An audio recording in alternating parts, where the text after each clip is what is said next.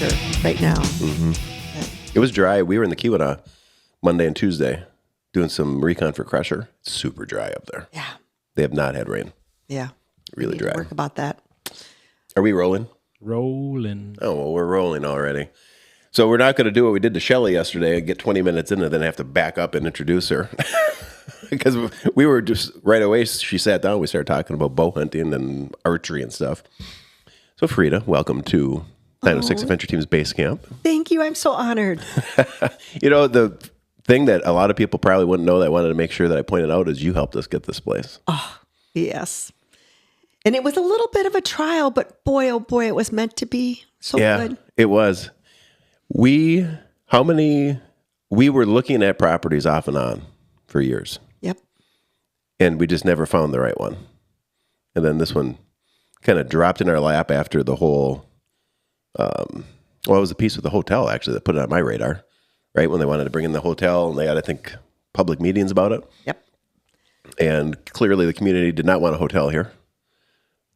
So that's what put it on the radar. And then I got a hold of you, and there we were off and running trying to get her done. Yeah. Great match. Yeah, it was awesome. That environmental stuff was a little, touchy to work through. Kind of like below the surface. You got to watch, right? Yeah, it was interesting looking at the history on the site. Just, how many times it had changed hands, how many times there'd been an environmental review done on it. I mean, I think it had changed hands like 35 or 40 times. Well, and what was here 100 years ago, and just understanding how important this piece was to the development of our community. Yeah. And here it is again. You probably have a pretty good grasp on what was here, right? The history work, lots of, because it was so close to the railroad and to all the shipping and things that were happening. The foundry was in where the backyard is now, right? Yep. And that was taken out 5 years ago. Do you know? Oh boy, parts of it, but it was really it was expansive. There was so much going on, and then farther on down, the Dow chemical property, charcoal plant, all kinds of things here along the lakeshore. Now we get to enjoy the lakeshore. I know, it's fantastic. Yeah. So you work with Remax, right? I'm a real estate agent. Yeah. Real estate agent. But you're many, many, many other things, which is the reason I wanted to get you on here, because you're an adventurer, skier, cross-country skier, mountain biker. What else? What am I missing? Basically, I think I'm just a storyteller. Storyteller. There you go. I love that. The best stories, they seem to come from here for me. Now, my mama was from Mississippi, and Mississippi has some good stories too. But I've always been someone that, the boreal forest is where I belong. And looking at those stories and the people that make those stories, the people in place, the products that we have, How did mom and dad end up together? Well, that's a good story. My grandpapa down in Mississippi, he sold cars. So my mama was the oldest of 6. And when she was old enough to drive, he took her to Detroit. And I don't know what it is, but fins have to have a yin and yang. You don't put two fins together that often, right? You got to pair them up with somebody that knows how to, as my daughter says, because I took her to Finland and she came home and she said, Granny, I know why Papa married you, because everything the Finns cook is white. If it doesn't start off white, they boil it till it turns white. And everything you cook is colored and crispy. So there's a long tradition in my mom's family of those Southerns were marrying folks from the Keweenaw. Really? However, the that Keweenaw happened. specifically? Well, yeah, actually, a canal road. It's kind of funny. But my dad was living in the Detroit area, and my mom was staying across the street. And they fell in love and didn't get married until December 14th of 1945. So my dad was a soldier in Patton's Third Army, and my mom had to wait. But then they married, and I believe because they came directly to Michigan. I had a honeymoon in New Orleans, came to Michigan, and my mom started skiing. And I always contend that she was probably the first woman from Mississippi to learn how to ski when you think about, Christmas of 1945. How long was Dad over there? I want to say it was 5 years or so. A very long, it was the war. Yep. Wow. Yep. Interesting. Any other service members in the family? Nope. I was an only child. Okay. And part of our grit comes from those stories. Mm-hmm. We need to tell stories. We need to tell our kids stories. Mm-hmm. The distractions of a household, sometimes you don't get it gathered around the dinner table, but you need to sit and tell stories. So chairlifts are good. Long car rides are good. Maybe not having headphones on all the time. Mm-hmm. And my dad told me a lot from World War II. In fact, he captured Camp Buchenwald. And he was someone who told me when evil can invade a community and they turn their back. So you always need to make sure that when you see something wrong, you need to make sure you don't cover it up. Speak up. Yeah. Yeah, those stories, that I agree, it's incredibly important to share and not lose connection with the past, your past, our past, and the people who came before us. Oh, pretty powerful. Yeah, it's huge. I mean, I stumbled into that, with Margie Gessick and trying to figure out what to name that race before it was Margie Gessick, and just the rabbit hole that took me down. And then it brought me to Charlotte Kabagum and the Supreme Court battles. And it's just amazing. And it all happened here. Yep. It all happened right here. And, I mean, we are where we are. We are who we are because of the people that came before us. Do you have, does the family have uniforms or anything that Dad had from his time?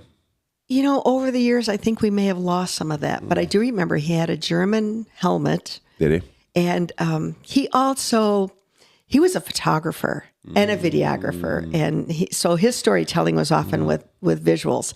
But they would go in to capture a small village in Germany, and they would go to the Herr Bürgermeister, the mayor, and say, we need all the guns in the community here by 3:00. And his commanding officer, they would take off back in the Jeep, and my dad would say, let's go ask for all the cameras too. And so they would. Soldier days, right? Yep. But I know he was somebody who treasured Leica cameras and, just a lot of really great optics. So there was always this sense of, if you're going to take a picture, take the best one you can. But of course, take a picture. And I think you know this, Todd, but the local chapter of Trout Unlimited is named after my pa. And I did not know that. He built bamboo fly rods, and they were priceless, really, to many people who own them or have them. You could never buy one, at least not from my dad. You earned it. If you were a good fisherman and a good steward of the trout streams, you ended up having a Fred Waara fly rod. And many times they were code built because my uncle Bill Waara, he was the one that had the tapers on those fly rods. So he knew the science, the energy that was going to be in that 6-piece of Tonkin bamboo that they put together. But anyway, my dad had this sense of, going out in the streams when they were doing any stream work, and he had to take video, and he loved it. And when they were blowing up beaver dams, he was in his element. And Art Abramson, who now lives in Erie, Colorado, was a timber cruiser and a very good steward of the forests. And he was the guy that could get the explosives because of his lumbering background and timber history with long ear, basically. There's so many great shots of my dad with the camera, and then the camera just points up in the sky, and a lot of debris falling around. But how many of those rods are out there? I believe before he died, he probably made about 80. Wow. 80 fly rods, yeah. So there are not many. Yep. Do you have one?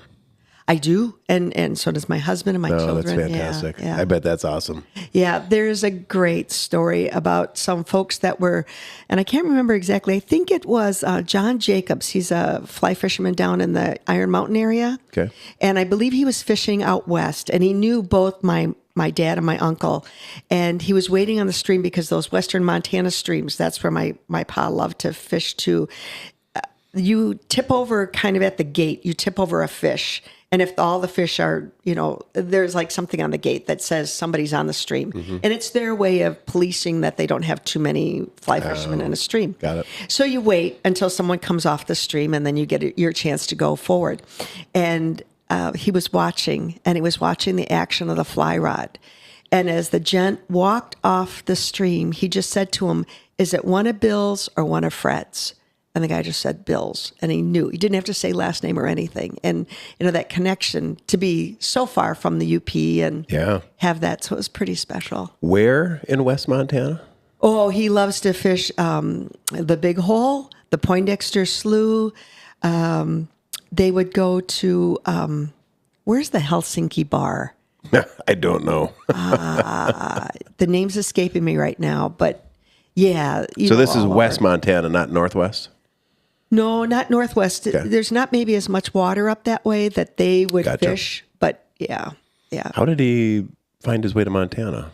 Oh, he searched trout streams. Did he? In 1966 was the first time that we skied as a family in the Rockies. My dad had gone before to Aspen. Aspen didn't fit him. So Upper, really. I mean, and we were living in the Detroit area. So I need to confess, I'm not a Upper. Really? But, yeah. Oh. I had no idea. Oh, I know. Now remember, there's no editing. Yeah, that's right. What did I just do? But I grew up in a little Finnish community outside of Detroit on the corridor between Lansing and Detroit in 696 and Wixom. And the Finns in 1913, after the copper strike here, many of them lost their jobs or something happened. They all went to Detroit because Henry Ford was paying $5 a day. So they're clannish, and they need to have community sauna, and they need to have a little lake and perch fishing and, places that they can have their cookouts and their dances. And actually coming up in June, it'll be the 100th anniversary of the Finn Camp in Wixom, Michigan. And they've asked me to come speak for them. And I do have a Finnish costume. I have to work real hard to be able to fit into it again. But those women that would sit on the top bench at community sauna on Saturday that would say, when A&O retires, we're going to God's country. Well, they didn't mean Finland. They meant the UP. So I grew up with that sense that this place was so cool. And it was really important in my life to be able to come here and to ski. Oh, wow. When did you come up then? My first trip to ski was in 1971, and there was not a sanctioned state ski meet. We had state high school ski teams, but not a sanctioned ski meet. But they put one together at Marquette Mountain. And the coolest thing is in 1971, I raced against Allie Mishral, and she was amazing. And it was the first time in Michigan that I skied on a course where I couldn't see the finish from the start. So it was a big deal. We kind of started at the top of Rocket and went through Snowfield and made our way down.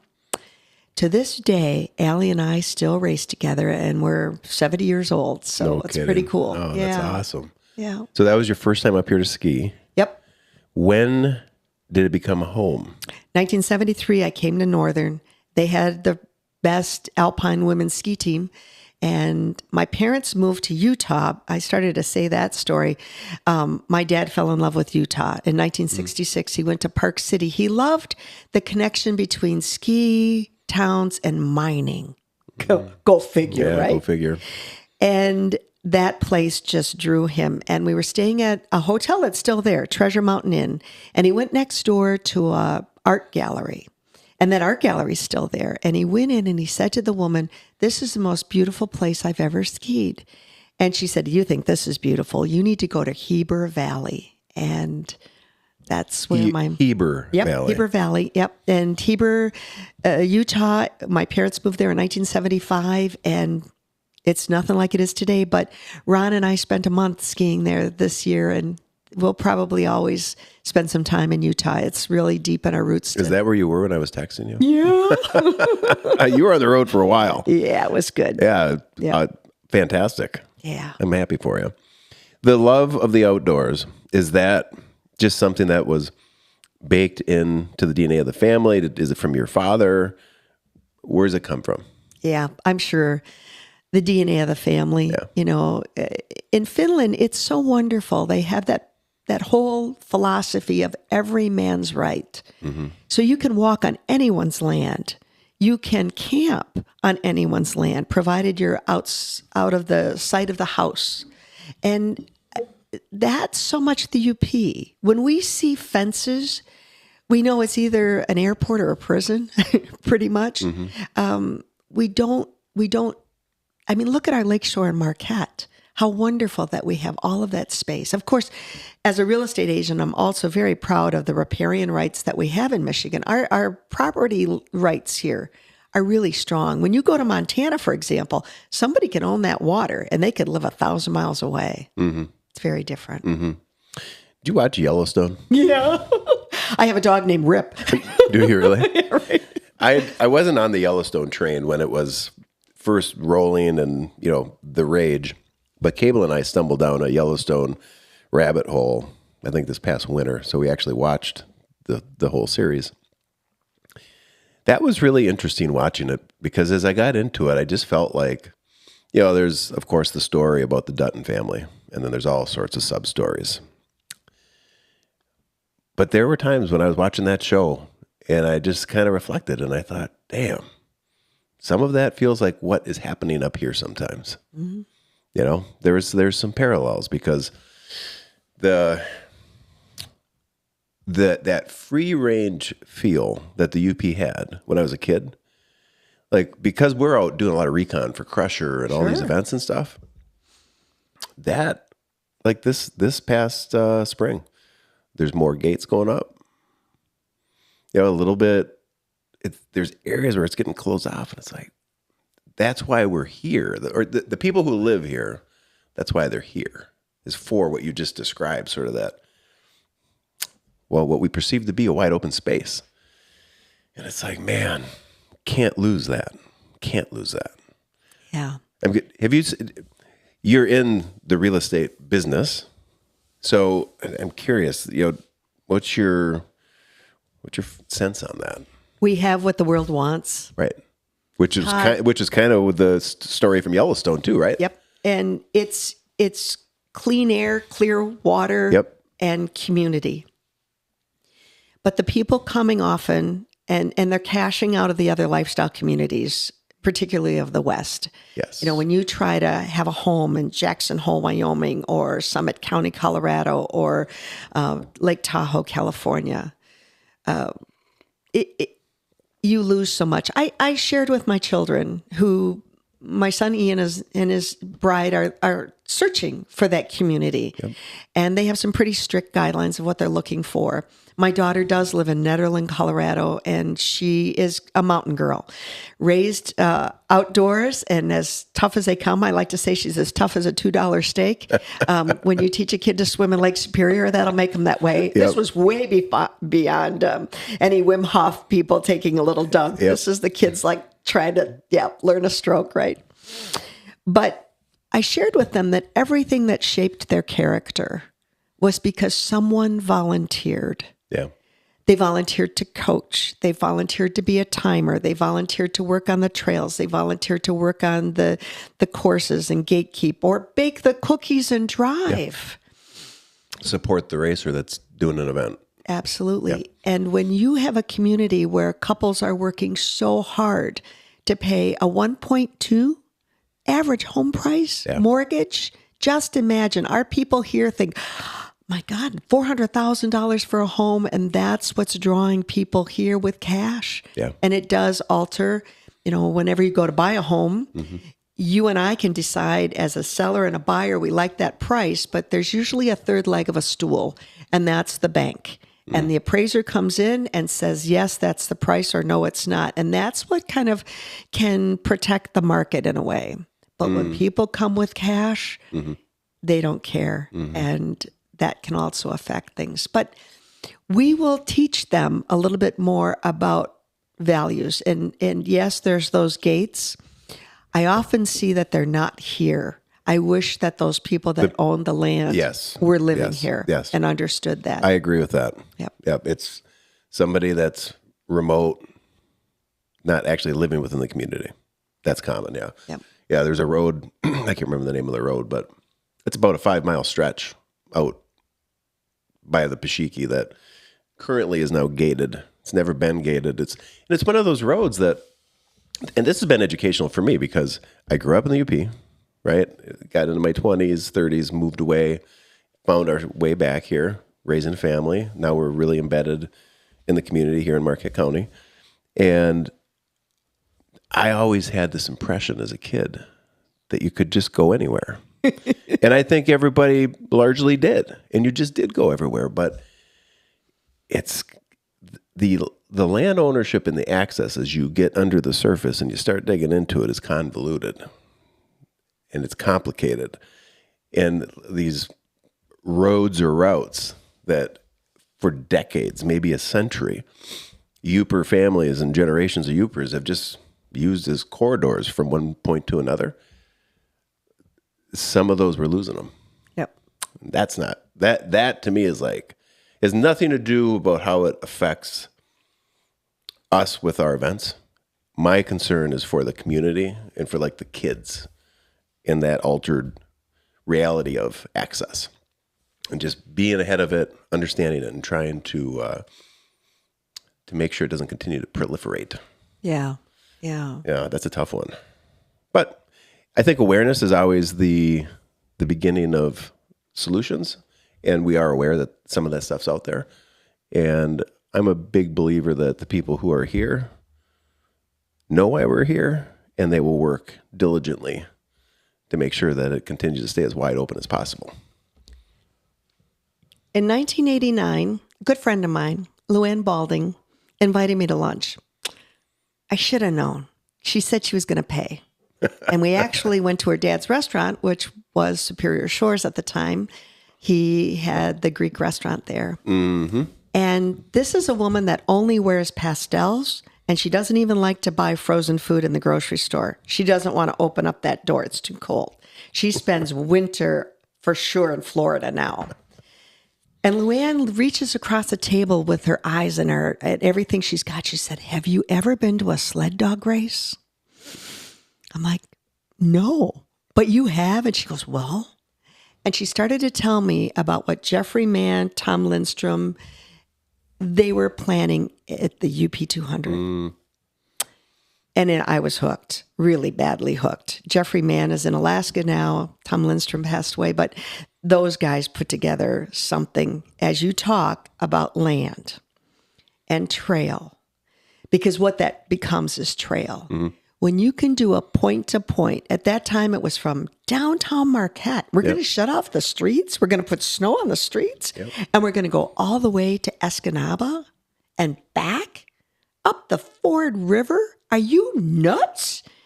But when somebody brings that idea, and of course it was really important that at that time the Mining Journal jumped right in. You know, it was so good. Willie Peterson, bless his heart, because he was one of that trio too. Well, and you know, there was more because Luann was in on that game. But you look at what that did to have the trail. Mm-hmm. And then John Momart's coming forward with the No Caymanon saying, let's do the ski trail.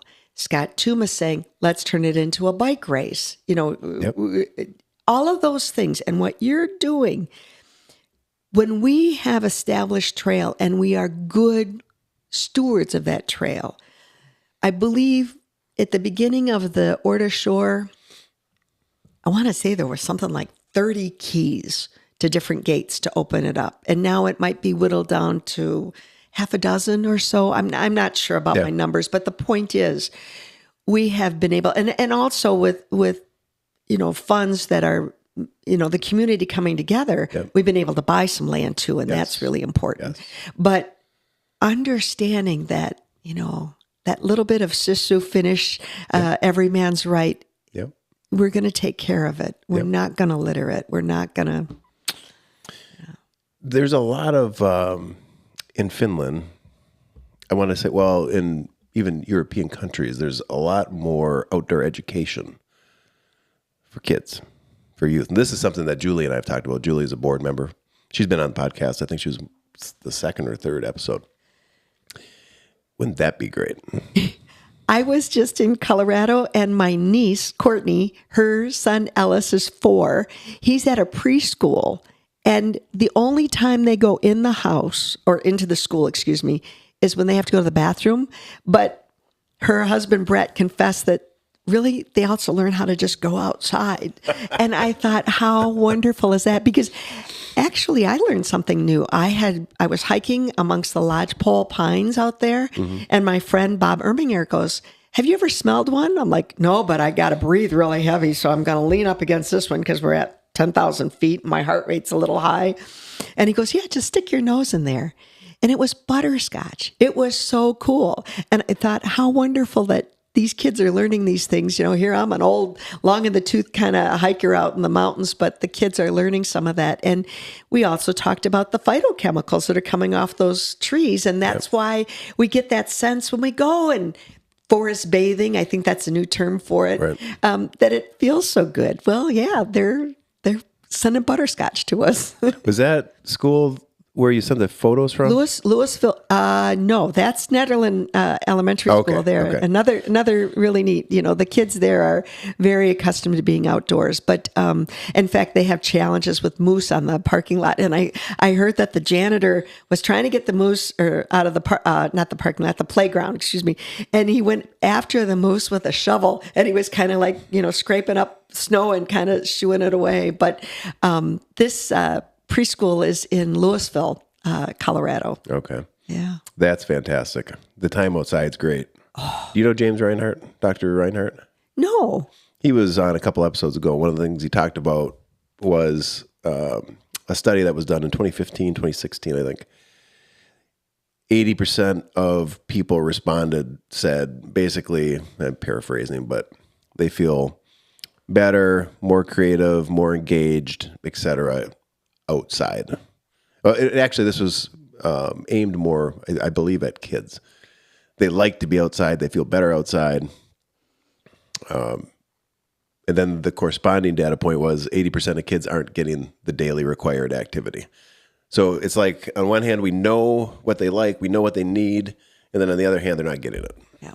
And that would be one thing. If we can figure that out, to work that into our kids' days, that has to be a priority.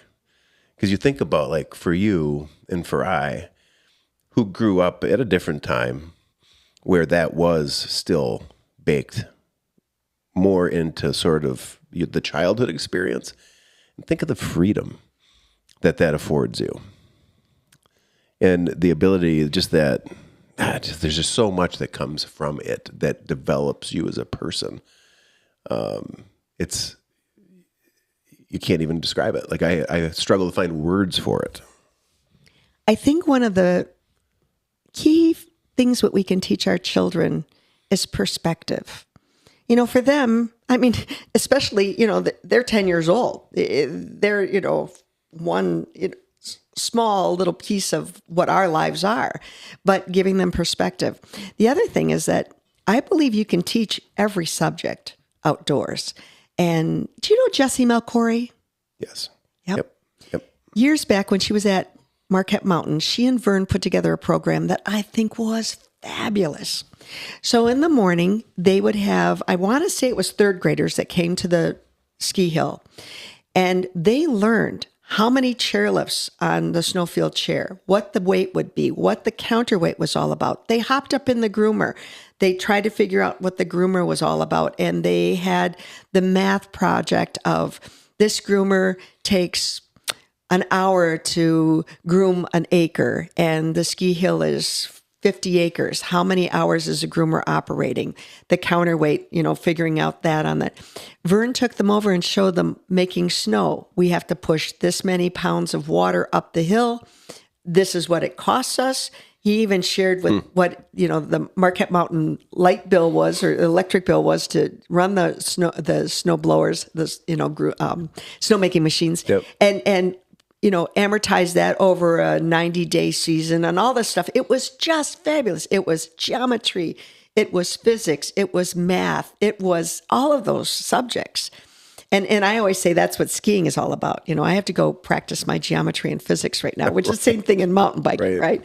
And giving them perspective. And I remember asking Vern, why do you take all this time? And he goes, well, I'm always looking for future employees too. It's like which kids answer the best questions. Absolutely. And there can be, because a lifty is a lot more than just, slinging a chair under your butt. They're doing a lot of work. And it's so good. Every single subject. And for me, because I love language and stories, take a kid outside and have them tell that story of what they saw, felt, smelled, experienced. Yep. The sounds.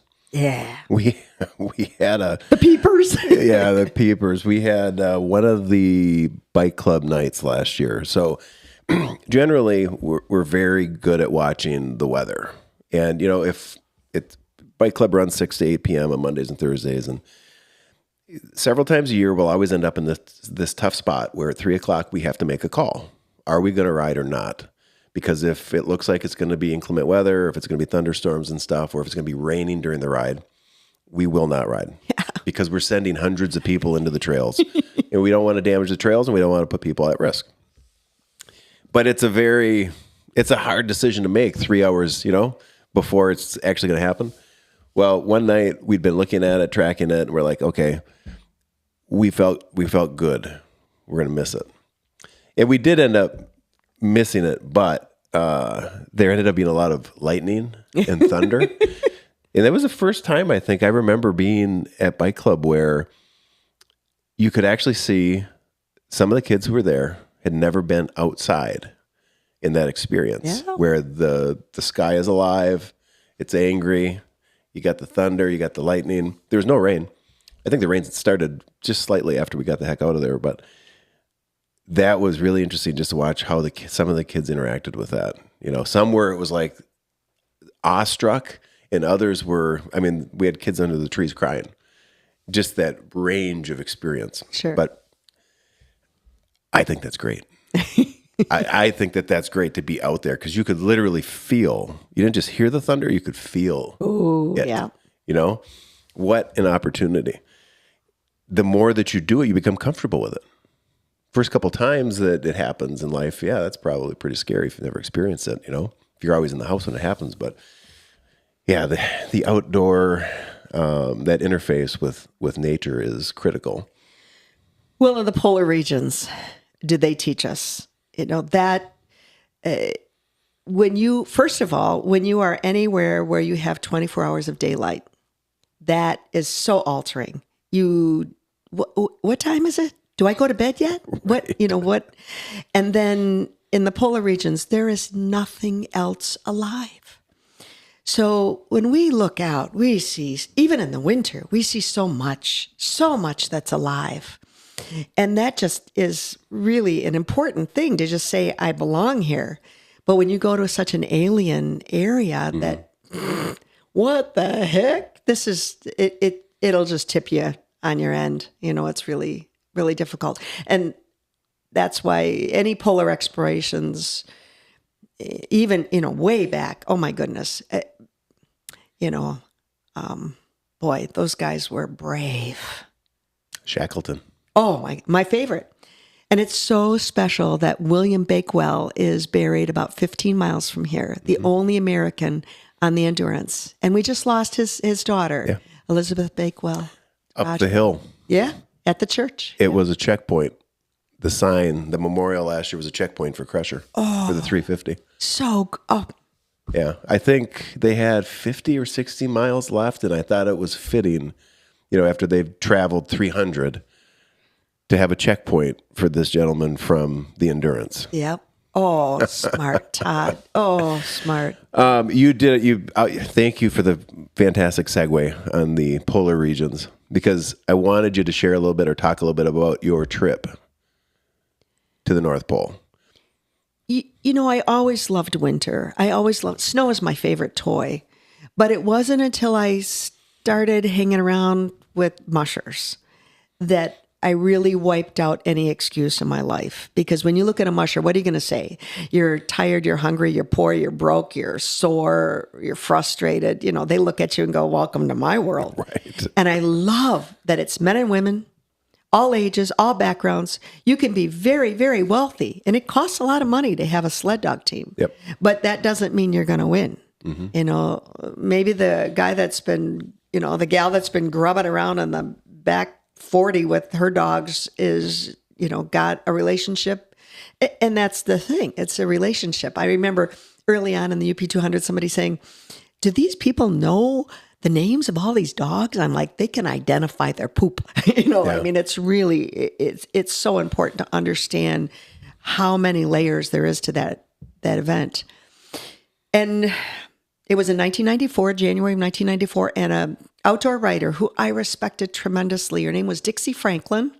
She's passed away, but she got a call from an outfit in Northwest Passage in Chicago saying they were putting together the first all-female expedition to the North Pole, and they called her because she was like the highest north of an outdoor writer. Oh, gotcha. And she could go along and chronicle it. And bless her heart, she was from East Texas, and she said, that is not my idea of a fun assignment. But I got this girlfriend, and there you go. It's kind of like Luann. Do you want to come here and experience this? And boom, you get suckered in, and yep, that's how it happens. And it took 7 years for us to actually have that expedition that we could leave. And that's also important. I think anytime you have a dream, and I mean, I remember the phone call from Dixie, standing in my kitchen. I was living on Lakewood Lane at the time, and standing in my kitchen, and my world went white. My father was still living, my mom. I went to them first. Ron was working something, and I just said, what do you think? And my dad was like, oh, you need to do this. And that endorsement was really important. And my mom, you know, fearful. I had 2 young children, fearful for me, but she said, I've got your back, you know, and that was really important too. So where you get your support right away, but be prepared because it's going to get snatched away from you, and you need to really decide, is this something you want to do?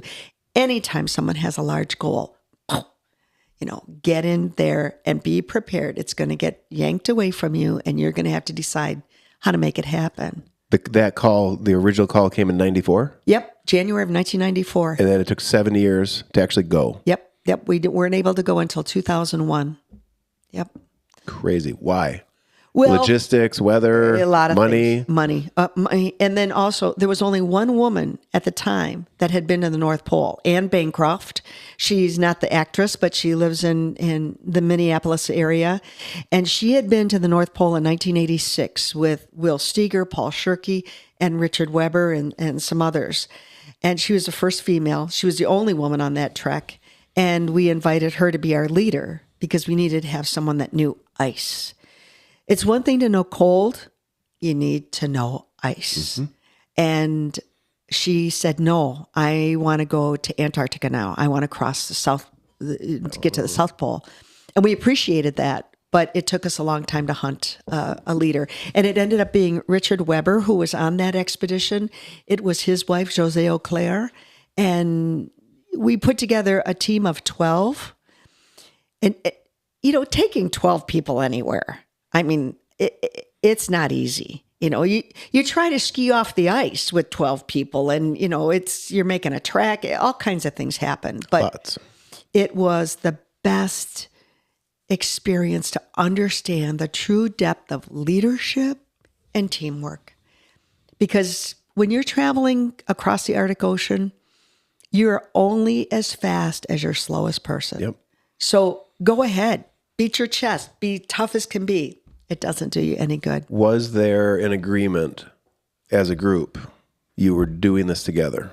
Yeah. And what was there a discussion? Let's say somebody is dragging, lagging. Was there a discussion around that? How the group would handle that? Were you going to move to the speed of the slowest skier, right? Yep. You guys skied to the North Pole. Yep. Absolutely. And that was all along the way. So interesting that we had 2 shakedowns, and Jose made a decision off the very first shakedown, and we were over at the McCormick track. And one of our teammates, because when we went to, get in our tents at night, we had 2 tents. When we went to get in our tents at night, there were a lot of equipment. You never left anything outside. And of course you still don't, and on the Arctic Ocean, it will just blow away. You have to, everything has to be secured. You go to take your mitt off, you throw it down, it's going to be in Greenland before you can catch it. Right. So there was all this organization and just being respectful, and then being a team. And one of the women, she was very strong. She was very capable. Absolutely. One of the toughest. She could outski anybody. But when we went to go to bed at night, someone couldn't find their little Crazy Creek chair. We put them underneath our feet because your feet are going to get cold. They don't have the same circulation. Nobody's feet have fat on them unless they're a little itty bitty baby, right? So you put it underneath there. We couldn't find it. And we all went looking, but Dana didn't. She was like ready to go to bed. I got my stuff. I'm good. I'm ready.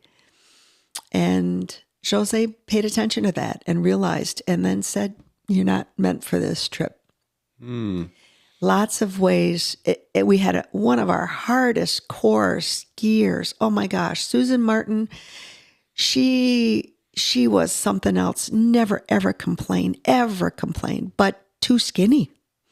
And she got hypothermia a few times, but she never During shakedown. No, or during actually, the trip. On the trip. On the trip, okay. And it was her partner, Carrie Finlayson, who, sidebar, you need to get Carrie here.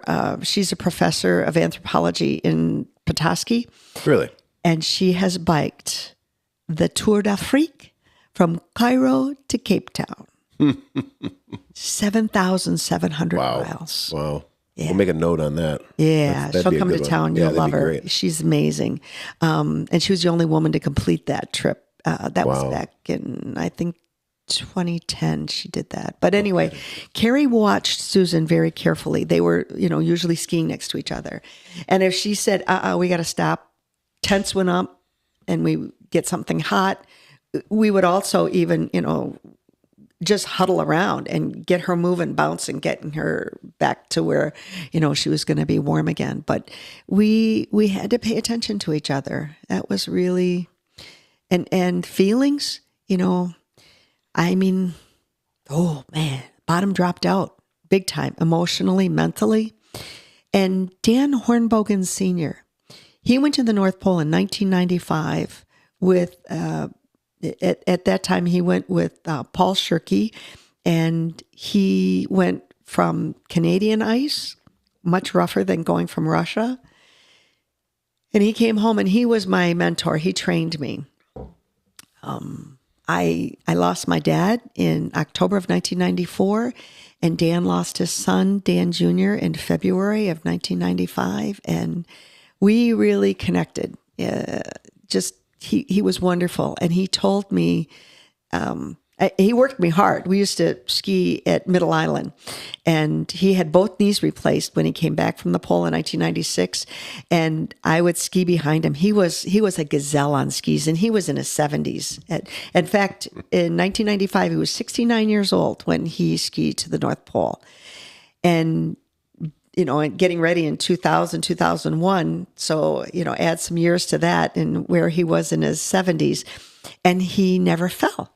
And he would load my sled up because I had this huge sled, Big Bertha, and he would throw logs into it. And we started off first, I was just skiing with a backpack of potatoes.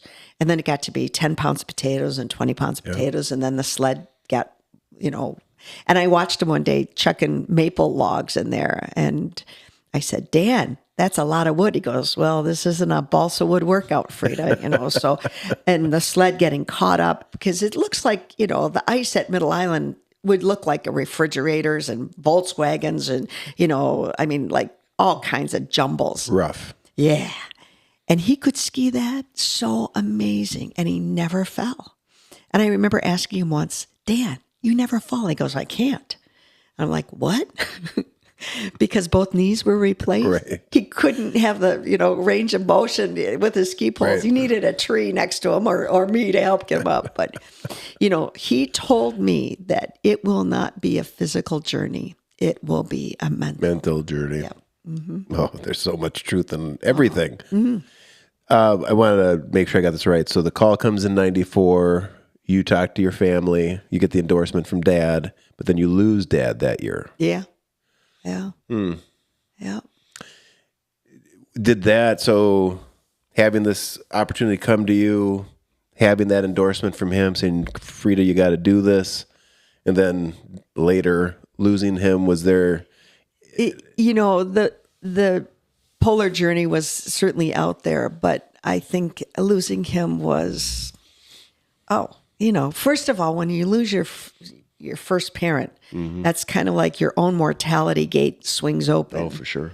And then following that up, my mom had bilateral breast cancer. I thought, and I'm an only child, and oh man, but she hung on. She was tough broad. And my dad died playing racquetball.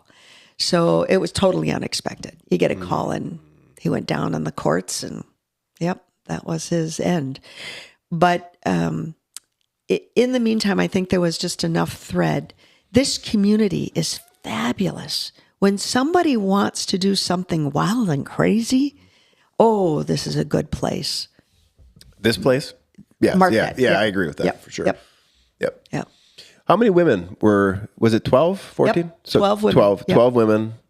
And how long did it take you to get to the North Pole? We were on the ice for 27 days. But it's really kind of jagged. I wish you could say that there's a straight line that you want to follow. You're going to follow a meridian as much as you can, but the ice is always moving. Right. So you're back and forth. Some days you can imagine you're out there on the crusher, and then all of a sudden you find out, I took a wrong turn and I just did 13 miles that aren't going to count. Right. Anywhere. And that has happened. Yeah. That has happened. And what's your attitude about that? Right. Well, we tried. I mean, initially, I won't go too far off track, but initially when we rolled out the crusher and people didn't understand what the crusher was or what the rules were or the way that we structured the route, there were angry people the first couple of years. But as people started to get it and understand that these things are actually intentionally baked into the event as part of the mind game and the obstacles and the adaptability that you have to develop to overcome stuff in life, then it's like, okay, now I'm getting it. So they're more receptive to the ice moving. Yep. But I never thought of that for you guys. That's horrible. Right. So there's no defined route because it's all about where'd the ice go overnight. Yep. And we're using a compass. Wow. And you still can, because we went from the Russian side. So the magnetic north is on the Canadian side, and we could still use it. Mm-hmm. But what's a compass, when you don't see that route and everything's looking the same? I would love to say we could try to steer by the sun, but it was circling you. It never went overhead. It was at about 23 degrees off the horizon and circling you. So there was a sense we got better understanding that we were getting at the end of the day because the sun would be on another side for us. But that whole navigating anything that is so unsure, in life, someone's going through, my daughter and her husband, we have my granddaughter has cerebral palsy.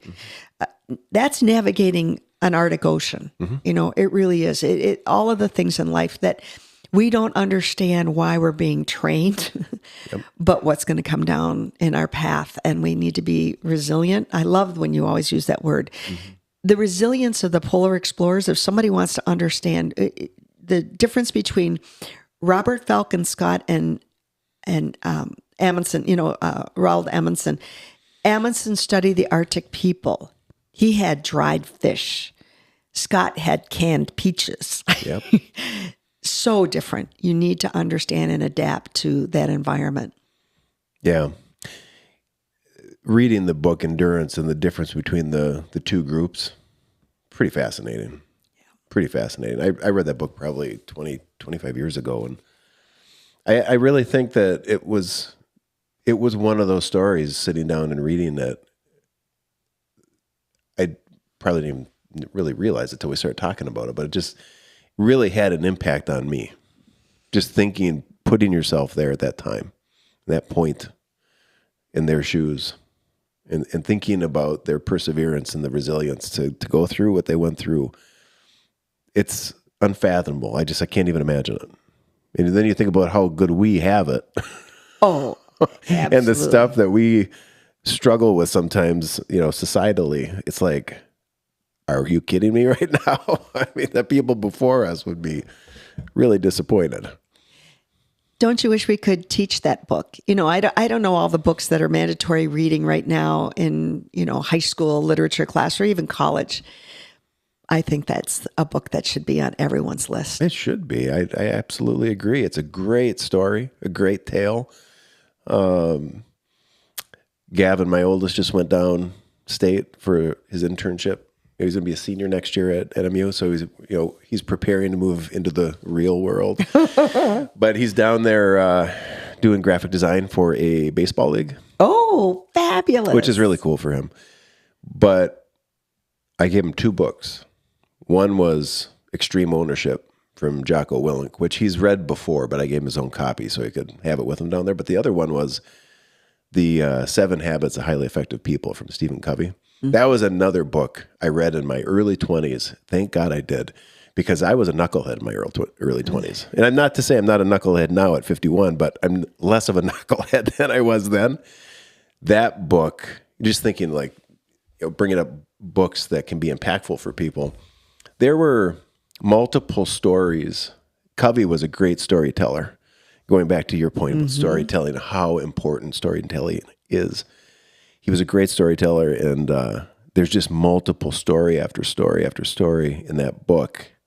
I just told Gavin, I said, giving this to you, read it at your leisure. You could read it all this summer, or you could read it over the next 3 years. I don't care. But every once in a while, take some time and read some of that stuff. Because there was one story, and I'll give it briefly. Covey writes about this guy. He's on the subway, headed home. After 5 o'clock, he's got his 3 kids on the subway with him. Oh.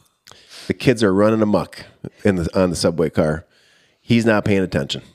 He's just like disconnected, off in his own world, and everybody on the subway is getting pissed. And finally, a guy leans in and he's like, "Hey, mister, you're going to get control of your kids." And kind of shakes the guy kind of out of his, wherever he was. And the guy looks up and realizes his kids are running amok in the car, and he apologizes to this guy. And he says, I'm sorry, I'll take care of it. We're headed home from the hospital. Their mother just died. I'll never forget reading that story the first time. I'll never forget it.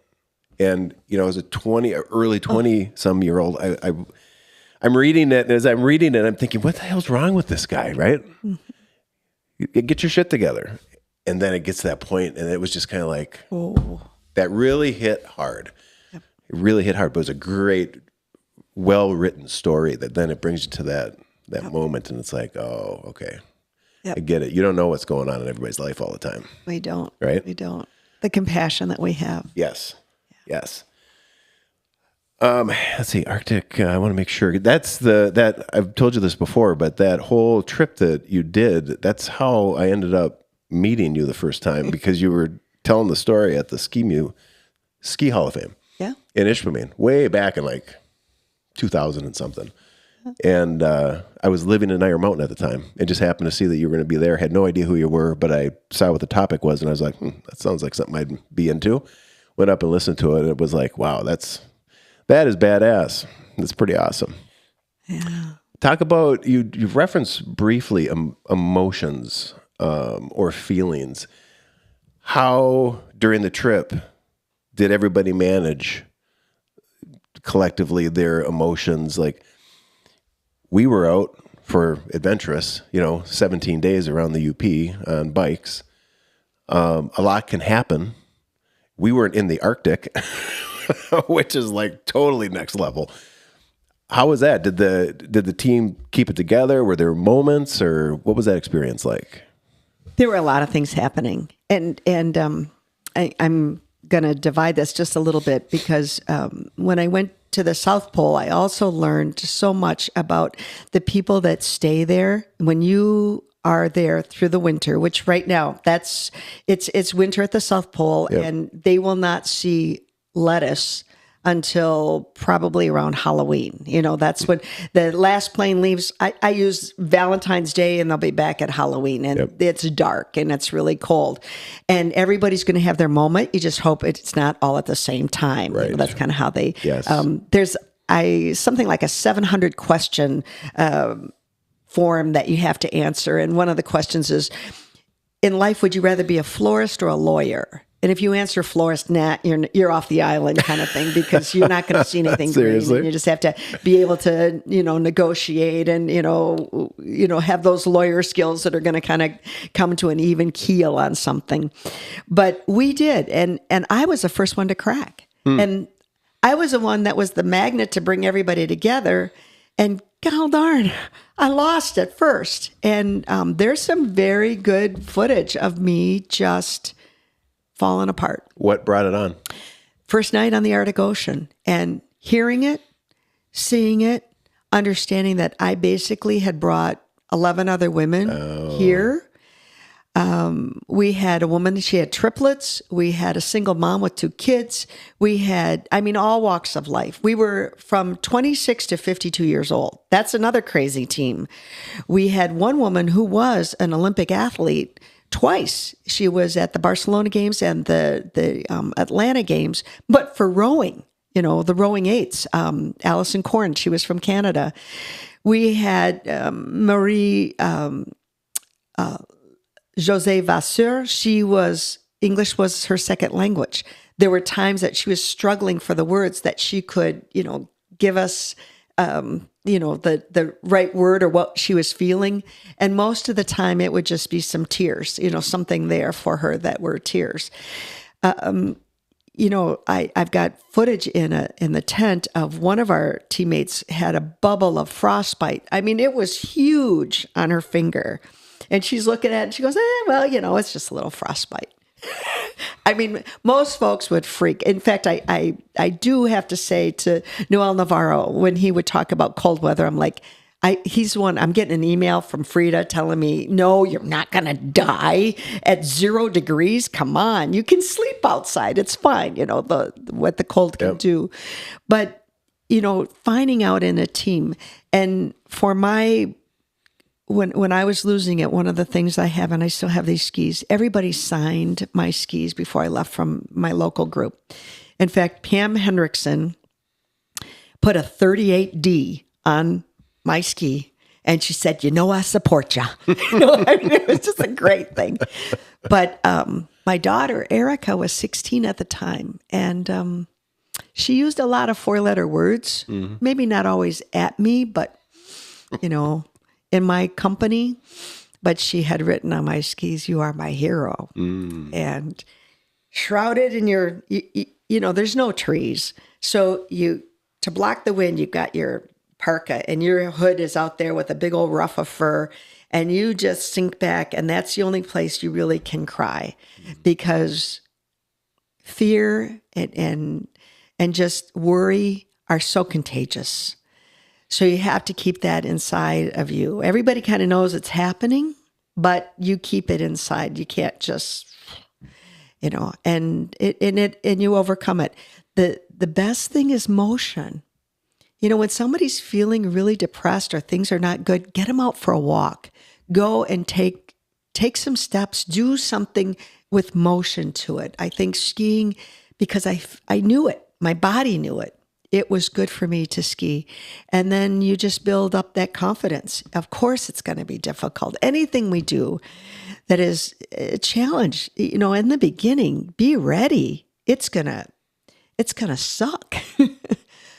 But the team and everybody together. And I also believe one of the things Shackleton did when they were culling everything extra, they were tearing the pages out of the Bible, they were getting rid of anything, and somebody went to throw their mandolin on the pile, and Shackleton said, no, we're going to need that.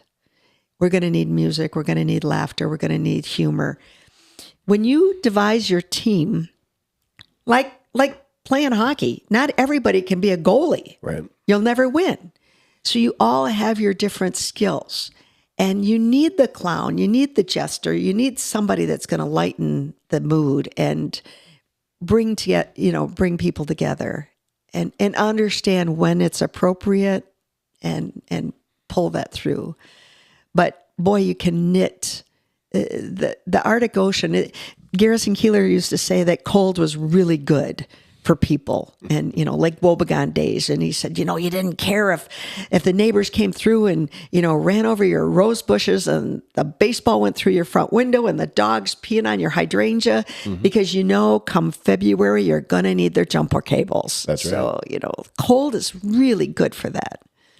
Everybody finished, right? Yeah. Oh yeah. You can't leave anybody. And that's also the difference between climbing Everest.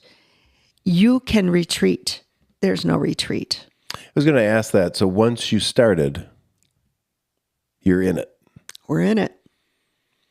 And then when you got to the pole, then what? Well, that we knew we couldn't go back. Okay. Now, Richard Weber and Misha Malakoff had done the trip in 1995 to the pole and back. The ice deteriorates. There's only basically the window is April. And now I don't know with global warming if you could really make that trip. I know Eric Larson and Lonnie Dupree have done it in kayaks. They had to be prepared for water. But we were picked up, and it was a great time to, celebrate for the most part because of what it took for us for the last, we didn't sleep for 36 hours at the end. And so that was just like a final push? Oh, yeah. There were a lot of things happening. And we had been so far off course because of the open water that we were kind of on a quick drift to Greenland. It wasn't pretty, and we had to get ourselves back on the right drift medium. to Yeah, Greenland. I know. Oh, man. And that's what happens. The winds are they're ferocious, and they're moving the ice. Plus the currents. I mean, when you look at the oceans, that's what's underneath the Arctic Ocean, let alone what's on top of it, with the winds. Before that, so you're at 27, 28 days. Yep. What was the longest expedition type adventure you'd been on? Well, basically the shakedowns, and they were we did do about a week. I don't think it ended up being a full 7 days, but we did about 5 days at Pictured Rocks. Okay. But we had nighttime, we had wood. When people go and they're doing an expedition and there's wood, you're good. Yep. Because you can always get warm. Yep. Did you have any connection back to anybody? Like the satellite phone or anything? Any connection? Oh, Marie-Josée Vasseur carried this, 1950s version of a radio. Our fingers at the end of the day were so cold, but it was like piano wire that you had to wind out and try to find a post up on a pressure ridge that you could get. We never got any connection. But we did have one day, it was fascinating. You can hear forever. I mean, I can't hear now, but you can hear forever up there. And here came a helicopter. We've got footage of it. It was like, whoa, whoa. Well, it was from the Russian ice station Borneo, which those guys were all like, I don't think Arctic Ocean is no place for American woman, right? And Misha Malakoff, he trained us. He came here to Michigan, and he was our adversary that says, no, these women can do it. Because he trained with us at Pictured Rocks. He said, they can do it. I know they don't look like it. We were the ugly ducklings for sure, but they can do it. Well, if you're really rich, you can fly to the pole, hop down, and in fact, the National Geographic March of 2002 has a picture of this group going. It was some Shah from the Middle East, and they were flying over our head, and we heard them, and they circled us. We had just been through like a salvage yard of horrible ice, compounded by when the ice opens up, sometimes it's just a fog bank that will come up. And anybody who's had vertigo can understand trying to go up, down, over, around, not get wet, not go swimming, be safe. And also, the polar bears are not going to be out in the open ice. They're going to be in the pressure ridges or in that kind of ice. pretty much den around Christmas, and right when you're arriving, that's when they're bringing their new cubs out to explore the world. So it's not a good time, especially 12 women, and we haven't bathed in a month, basically. Right. And if a polar bear can smell a seal a mile away, you can imagine what we smelled like to them. So all of this is, we're making our way. We finally hit, the cloud bank is lifted. These guys show up because it's time they can fly again, and they are dumbfounded. They watched our course and were like, right away, when they put down, Jose went over thinking, what's happened? Immediately for me, I thought something happened to my mom or my kids. That's a mom. That's how we were. And many of us experienced some of that same thing. Sure. So Jose went over and she, saw them because they had to land a little bit of a distance from us. Yep. Helicopters are like that. They're going to stir up a lot of wind, and we have sleds and stuff. And anyway, they were over and over. Does someone need to come back with us? Someone need to come back. Are you all right? Are you okay? We'd been out for maybe a week or two at that time. And she's like, no, we're fine. We're fine. And first of all, there's no way that any one of us women were going to go back with a bunch of Russians to Ice Station Borneo. No, we're not doing that. Not happening. Yeah. There are some party animals. But anyway, she came back with a bottle of vodka. And we vowed we were going to not be resupplied. So we did not have that vodka till we reached the North Pole. We used it to celebrate. We had little umbrellas we could put in our drinks. But we laughed so hard that vodka was probably, 25 cents, whatever. Russian vodka's cheap. But the delivery charge on that was pretty significant. Did you get the umbrellas from the Russians? No, somebody stashed them. Again, you need that jester, somebody that's going to lighten the day and have a little bit of a celebration. So if that was the longest expedition that you'd been on, it's a long time. Did you feel like I had said after we came back from our trip riding around the UP that I feel like the guy that left isn't the guy that came back. Do you have any sense of that? Oh gosh, yes. And how I want to encourage people to put something in their soul that no one can ever take away. So you can call me anything you want. Yeah, I'm getting old, I'm getting soft, I'm not as strong, but I know what I can and have been. And that's really important. We need that. What you do, Todd, with the kids, teaching them that, it's not a ribbon, it's not a trophy, it's what they know they accomplished. What do you think? Can you articulate the thing or a thing or what shifted in you when you through that experience? I know I can't do things alone. A lot of people, like Ride the Divide, they can do that alone.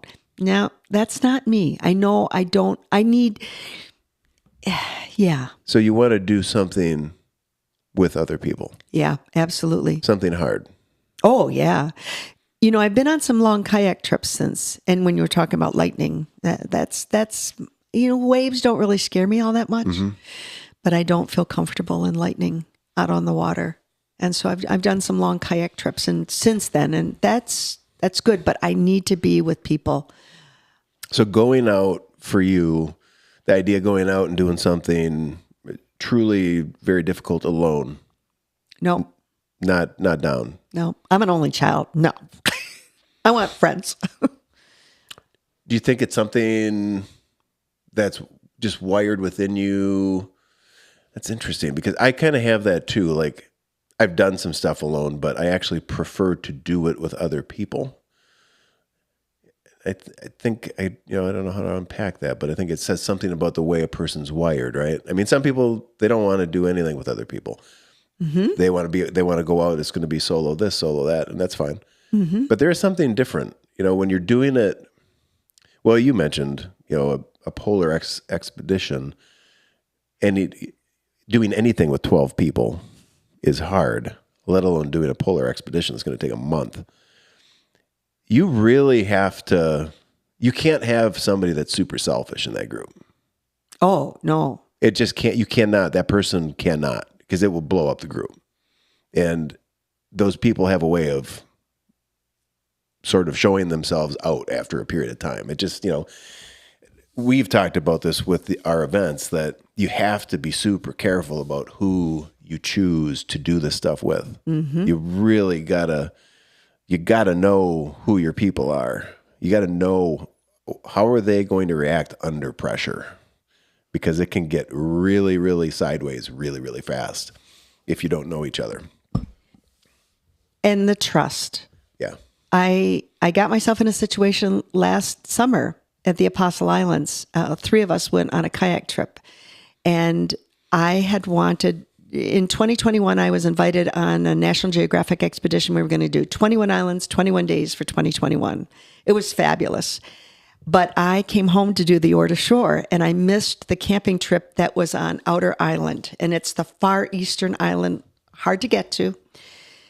And I wanted to go back because there's a sand spit at the end of the Outer Island that just, it's dreamy. And when I went right back, I came home, did the Order Shore, and then I went right back and joined everybody at Stockton Island. And they were coming off of Outer, and they said, "Oh man, Frida, you just missed it. It's been sitting there. I got to do it. My friend Linda Welch and Diana Ullman said, "All right, let's go."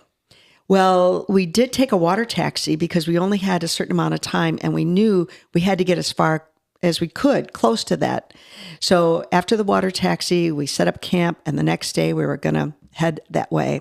Beautiful paddling, beautiful, very accomplished paddlers, very, very good paddlers, but not somebody that's necessarily been in that environment. Came around the corner, waves got really lumpy, big lumps. It was, it was tricky. So we ended up beaching it for a bit. Thought, let's just see if it'll lay down. Middle of the day, sometimes it'll lay down a little bit. Had something to eat, refuel, that's important. Take a break, listen to the weather radio. And things weren't really going to change, but we thought we could do it because we might be in the lee and we only have a short sprint to get over to Outer. And it was also part of our itinerary. So you got to plan your itinerary. And the whole rest of the week was dependent on that camping there and then where the other islands we were going to be camping at. So Linda said, "I cannot put my spray skirt on out in those kind of lumps." I said, "No worries. You are going to be in your spray skirt. We're going to shove you right off. You get out over the breaking waves, sit for a minute. Going to send Diane out next. She's going to be in her spray skirt. She's going to hook into you. She's going to tow you. I'll go last. I'll get myself off, and I'll be the third boat, and I will hook into Diana. The 3 of us will be together at that time, so that's a good thing that we're not going to get lost." Yep. There was a sea stack kind of on the left-hand side, and I wanted to make sure we were getting away from that because anytime somebody gets beat up against the rocks, it's really bad. Yep. Our boats were loaded, so I know they were good, and I know everybody's an accomplished paddler, but it was dicey. Mm-hmm. And we couldn't really hear each other. That's another issue. When you're out in the wind, it's really tough. Yep. Plus, I can't hear that well. I don't wear my hearing aids out on the water, one of those deals. We get out. When I tried to get myself out, I got my boat totally spun around. And I never, my core strength isn't exactly what it used to be, but got out there, got my spray skirt hooked in, and we started paddling for about a half an hour. And I had no idea. I had never done that with 2 boats connected to me. And what that does when you are going up a wave, and then all of a sudden they're kind of coming down a wave, and then you're going down, and the tug wanting to pull me one way or the other, depending on where their motion was against that. And it was okay. We thought we could do it. We just kept going. And, I knew if somebody was having real issues, they would blow a whistle. We could have that, but we made it. Finally, I got to a point. We're not making any headway. It felt like we were just standing still. So we grouped up and I said, "Guys, we got to abandon this." And they were so grateful. But the trust they had in me, and I understood what weight that is when you are a leader. Mm-hmm. Did I make a wrong decision? I probably did. We probably should have just headed back. I'm glad that we all said, okay, we had a plan. We executed the plan. It wasn't the right plan. Let's turn back and go back. When we got back to Stockton, to the whole bay was filled with power boats. It was hilarious. And here comes 3 old ladies, Diana's 75 and I was 69 and Linda's 68 or so. We come around and they're like, holy criminy ladies, what were you doing out there? Well, yeah, we made a wrong decision. In the morning it was good, but Lake Superior's the boss and sometimes you learn, okay, we got to drop back 10 and punt. It's okay to do that. Yeah. And the attitude about it is like, okay, Outer Island is not going anywhere. No. My daughter Erica was a guide on Mount Rainier for 2 years. I don't know how many flatlanders from the UP end up being guides on our, biggest mountain that we climb in the North America, basically, other than Denali. And people would spend years training, getting ready. And she had to look at she was 23 or 4 at the time, and she'd have to look at a 45-year-old lawyer from Boston and say, I'm sorry, it's not your day to summit, Mount Rainier. Based on? She could tell they weren't ready, and they would be a detriment to the other climbing team. Gotcha. And Ron and I were with Erica once in Washington, and we ran in. We were walking on a sidewalk in Seattle near a coffee shop, and this man came up and just grabbed Erica with tears in his eyes. And as he unfolded, Ron and I are looking at each other like, what's this all about? He unfolded with her in his arms, and he said, your daughter saved my life because she told me that it wasn't my time on Mount Rainier.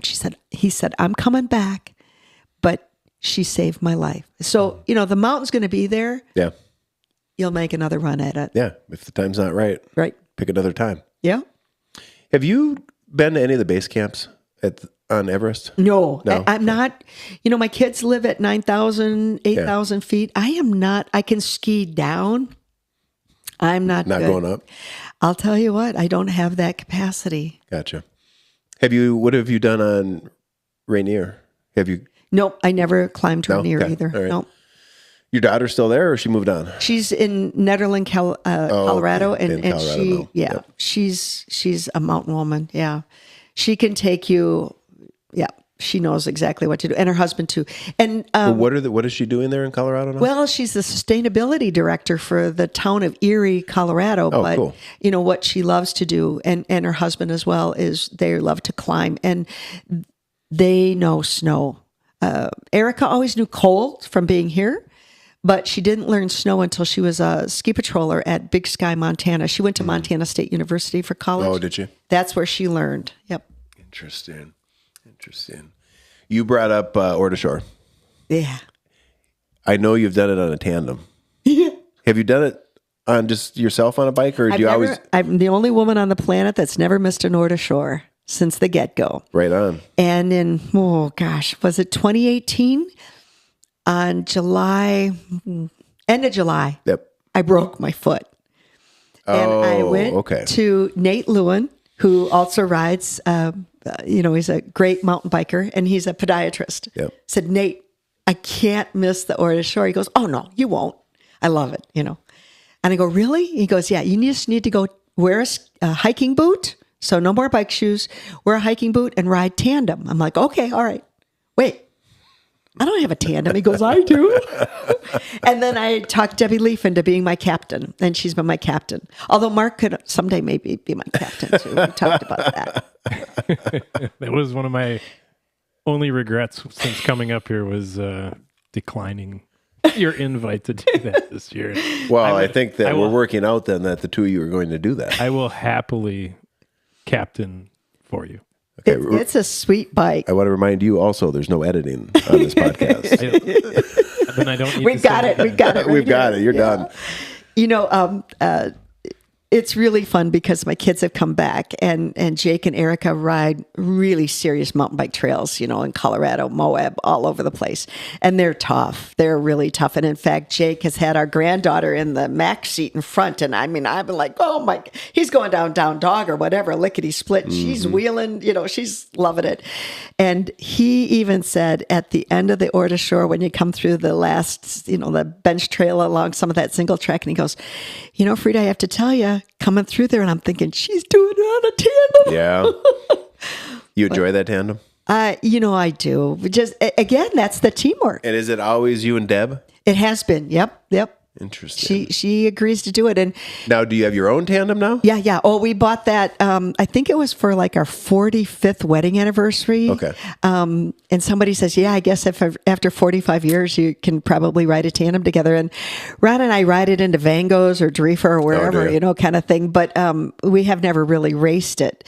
And he's always been on the motorcycle, as the lead out for the Order Shore. So, I didn't know that he does that. Yeah. He did the hard rock. I used to say, yep, my husband finished the hard rock first for like 17 years in a row. And everybody's like, really? Who's that? Yeah. Do you and Deb do the soft rock or the hard rock? Soft rock. Years ago, Paul Hanuxala, Yeah. he was like, you need to do the hard rock. Okay, let's go. Let's train. Oh my gosh. I don't think I even made it to Deer Lake. It was, I'm not that kind of endurance athlete. Yeah. The hard rock is that's a tough poke, man. Yeah, well, so is the Crusher, so is the Margie, so is the Polar Roll. Yeah.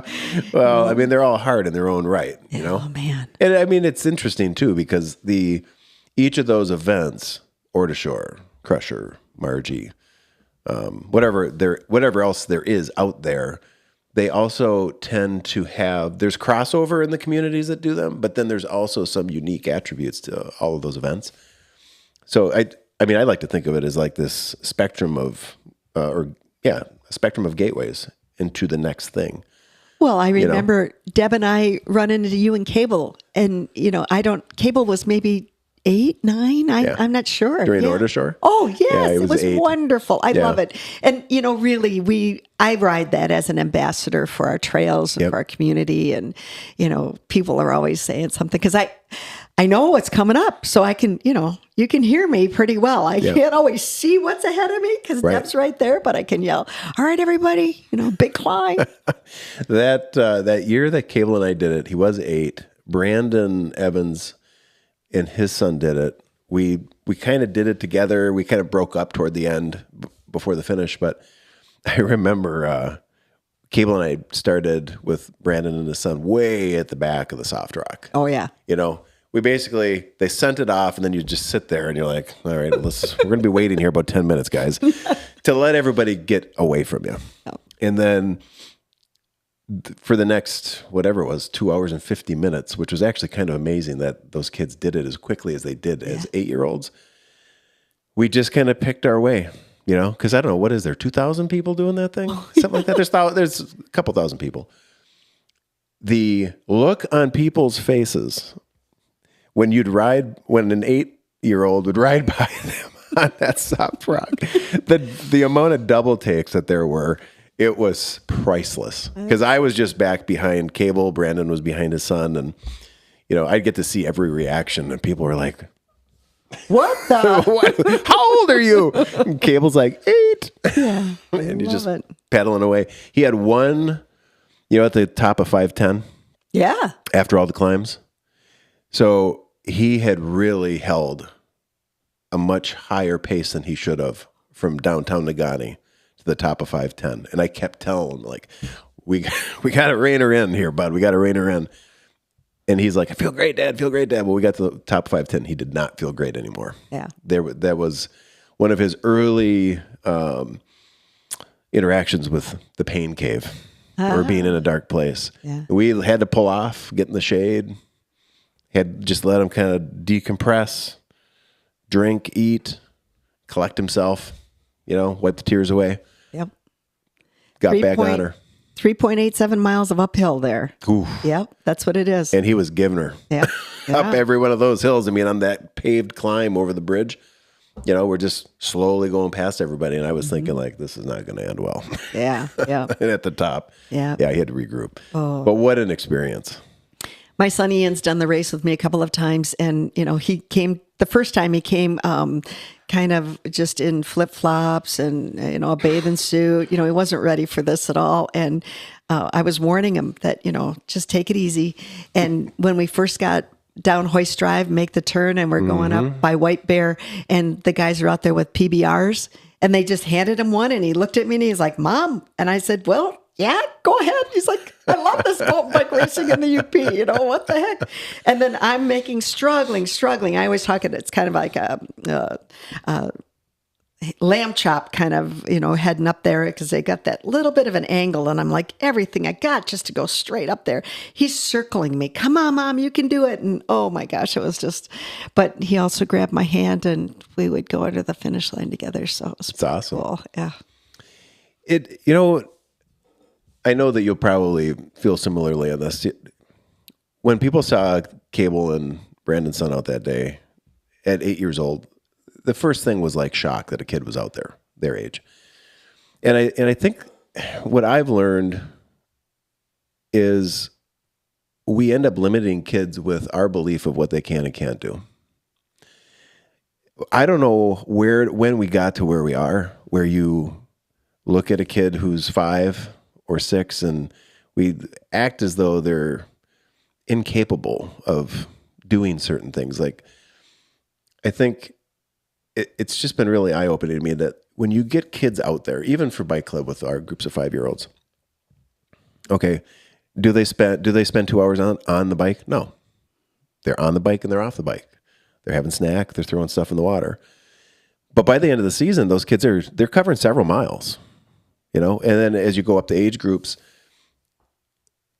I don't know why, but when I tell people that, 7-year-olds can cover upwards of 8 miles, they're just blown away. Like, I don't know if it's that the people that you're talking to can't envision themselves do it, so then they think that the kids can't. I don't know. Do you have a thought on that? Because it just seems like we're constantly setting them up to be capable of less with our own belief of what they can and can't do.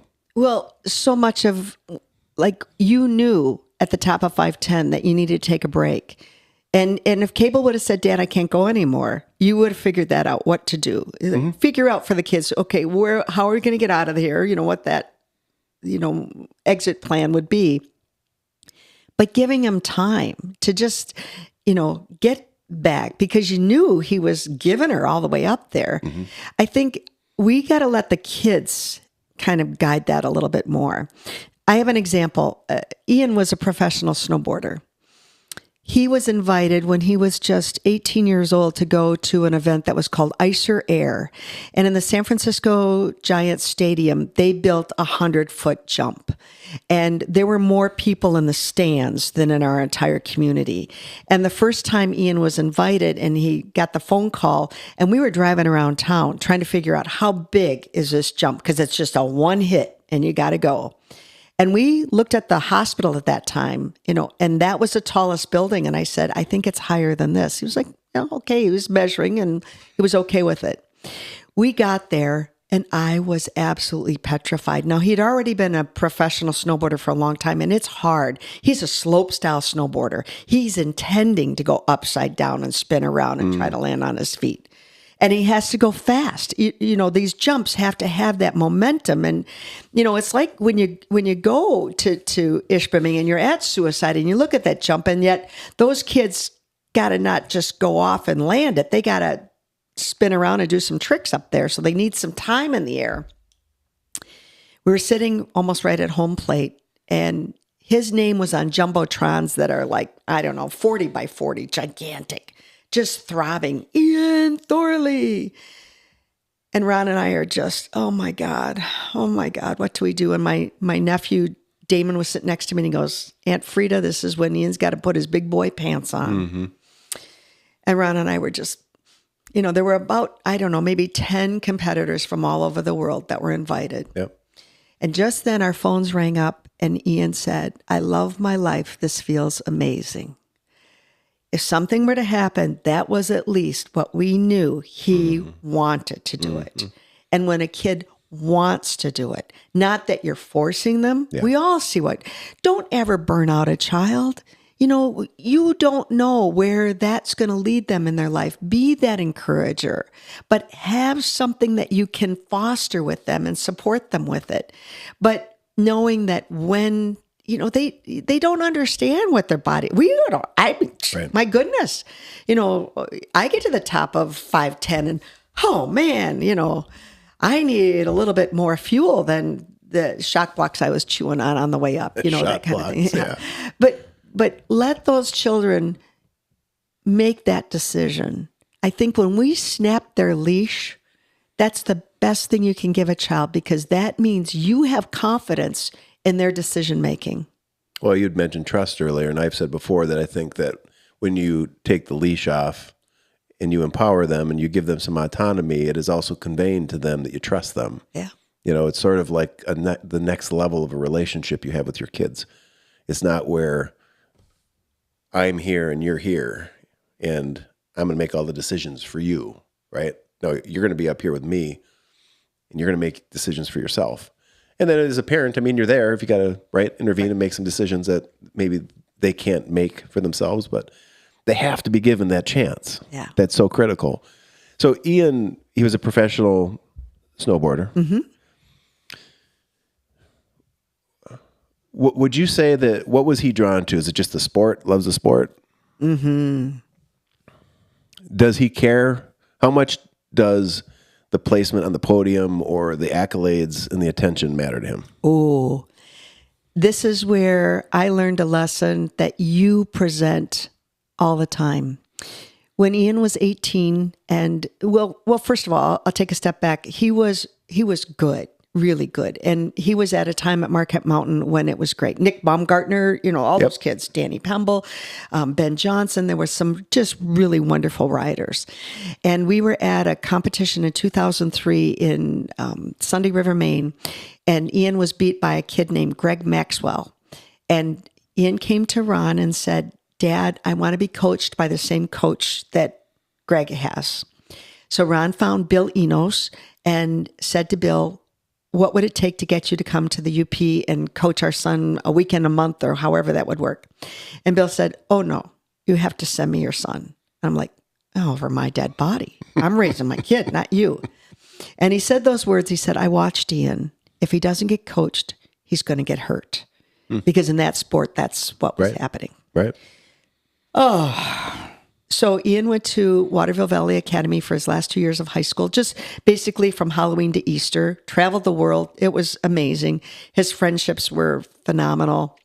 And then when he graduated from high school, he was going on to Mammoth Mountain. In fact, there's a funny story here. The Upper kids, I love this. Ian was on the phone talking to a real estate agent in Mammoth, California, near, Lake Tahoe area. And he was renting a house for 5 snowboarders. And he was going to be the oldest at 18. And I this guy's crazy. And oh my gosh. Well, that following spring, when we were out there and we're helping Ian clean up and everything was going, they were leaving the house. And I met that same real estate agent. And I said, how in the world? And he goes, Mrs. Thorley, I have to tell you, Ian was great. The questions he asked were so good. He asked me, first of all, who shovels the driveway? And, a kid from the UP and Mammoth Mountain, known to get 500 inches of snow a year. And he goes, I really like that in the kid. He was thinking, But the kicker was, do we have to shovel the roof?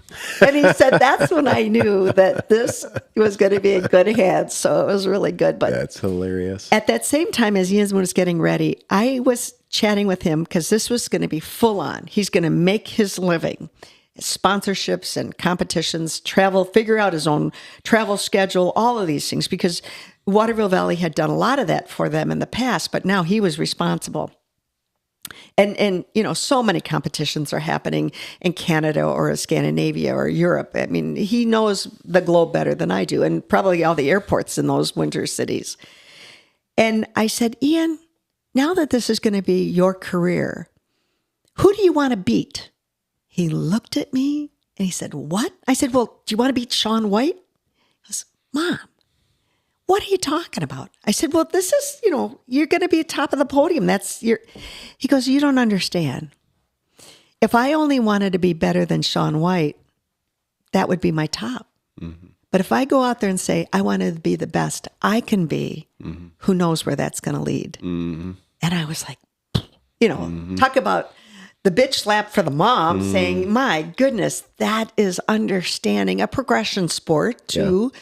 It's not time and distance, which I think is really an important way of judging something rather than having a group of judges. But in that sport, the judges may say one thing, it's the competitors themselves that really put that together. What's he doing now? Is he still snowboarding? No, actually, that sport, you age out of it pretty darn quickly. And it's not just your body, it's also your sense of safety. You get hurt. Ian, I don't know how many broken bones, how many surgeries. I know it's been big. Ian knows definitely the Stedman Clinic in Vail really well. A lot of things that he's had happen. And he ended up having a car wash in Silverthorne, Colorado. And he just his sold own business. Yep, his own business. And then he also, if it's not fun, he doesn't want to do it. He sold the car wash. He has an arcade business, and it's wonderful. Does he? And he says it's just one of the greatest joys that he's in a lot of the big hotels, like at the base of Breckenridge, the Grand Timbers. He has an arcade room there. And when he walks down the hall to go service the machines and he hears the kids laugh, and he's like, yeah, this is a good day. So that's really cool. I think that mindset he shared with you. yes. It's so important. I had mentioned to Shelley yesterday that, like, for me, I recently started shooting archery again with cable. It's just another thing that we can do together. But I love getting into new things for the process, just to do it and to start to learn the nuance and the mechanics and what goes into being good at it. And I think that this is, I think, something that we try to actually share and teach through Bike Club too. It's not so much, well, at Bike Club, it's definitely not at all about a podium or racing or being the best. Those are all off the table. It's just you becoming the best version of yourself, right? Yep. And as I've done this longer, so I'd actually say if I went back to the early years for 906, at that time, it was probably more bike-centric. I was probably always projecting these kids are going to be cyclists for life. But now, as I've gone through this and I've done this longer, I think I've evolved too with the organization. And it's like, if I and all of the volunteers are showing up for these kids for the reasons that we say we are, then them being a cyclist for life, that is not the goal. They can be, okay? They might be. And great if they are. But if they can learn those fundamental things, like what helped Ian become good at snowboarding, good at running a car wash, good at running and owning an arcade business, if you can learn those fundamental things that can transfer to anything, that's what matters, right? Instead of giving them one thing that we say defines success or not, just equip them to go find it in everything they do. I mean, that's what has made me good at doing a wide range of completely unrelated things in my life. I just go do different things, and I will not do anything less than the best I can. And then it leads you to a new place that you end up and you're like, how the hell did I end up here doing this? It has no relation to anything I've done, right? That's so important for kids, because I think that they get too trapped into certain tracks and they can't see any success or track outside of the one. And if they don't master the one they're in, then they feel like a failure. Very limiting. What you put in your toolbox for life, and understand that your life is chapters and things change. You are not the same person at 50 as you are at 30 or at 70 or at 90, all of these things that change. But when you put in that fundamental curiosity, let's try that. That means so much. I was speaking, Eric Ziegler put together like a career fair for 8th graders. Yep. And there was a wonderful speaker that I was paired with that day, and she loves art. Art, everything about her life was art. But her parents said, you can't make a living with art. Mm-hmm. So you need to have that label. You need to be a veterinarian. You need to be a teacher. You need to be a nurse. You need to be a lawyer. You need to be whatever. She came to Northern. Thank goodness somebody came to her and said, what do you like? She goes, I like art. But my parents said I can't make a living at it. She goes, are you kidding me? Look at everything you have, your clothes, your car, the food you even eat, it's been packaged by somebody who is an artist. They were a designer. Art is the fundamental for everything. Yeah. It's just a version of what that art is. So go ahead, find it. Yeah, that's true. I think that to a degree, running events, there's an art to it, right? Like people might call me a race director or other things, which is totally okay.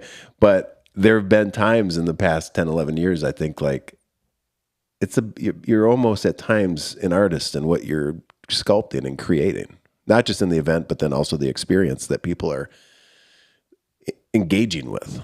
Todd, when I am driving back north from the Lower Peninsula and I'm getting close to the bridge and I come up on a motorhome and it's got a ton of bikes off the back and painted in the back window, it says unfinished business.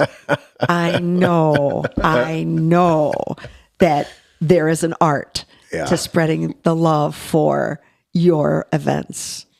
That hashtag unfinished business. Or the hashtag quitter. You know what? I'm a mom. I've told you this before. I didn't like that. I know. I know. More than one person has looked me in the eyes and said, "You are a cold-hearted bastard." Yeah. But that hashtag unfinished business, I actually think that the Detroit Lions and Dan Campbell have used unfinished business in their march toward the Super Bowl. Yep. And it's a real thing. Like, I think you're helping people embrace a mindset of owning what they didn't complete, right? Like on my laptop, one of our stickers is "Finish What You Start," which is the antithesis of or tied to unfinished business. And it's so important. Like if you fail at something, who gives a shit? I mean, it's the best lesson you could learn. Absolutely. And think of where that can take you and think about how good it's going to feel when you come back next time and you finish. Think about the journey it goes on, right? I think that the finish is great, but the journey to get there is what matters. Absolutely. Absolutely. When we finally got to the North Pole, it looked exactly like where we started. What? There wasn't a party waiting for you? Yeah.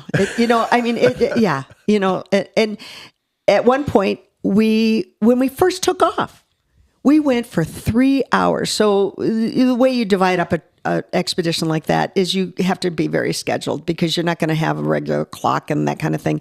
So you would ski for an hour and 15 minutes and 15-minute break. Hour, 15-minute, 15-minute break. Do that for 9 marches throughout the day. The first 3 marches, 2 marches, we went in the wrong direction. We were supposed to go north. We went south.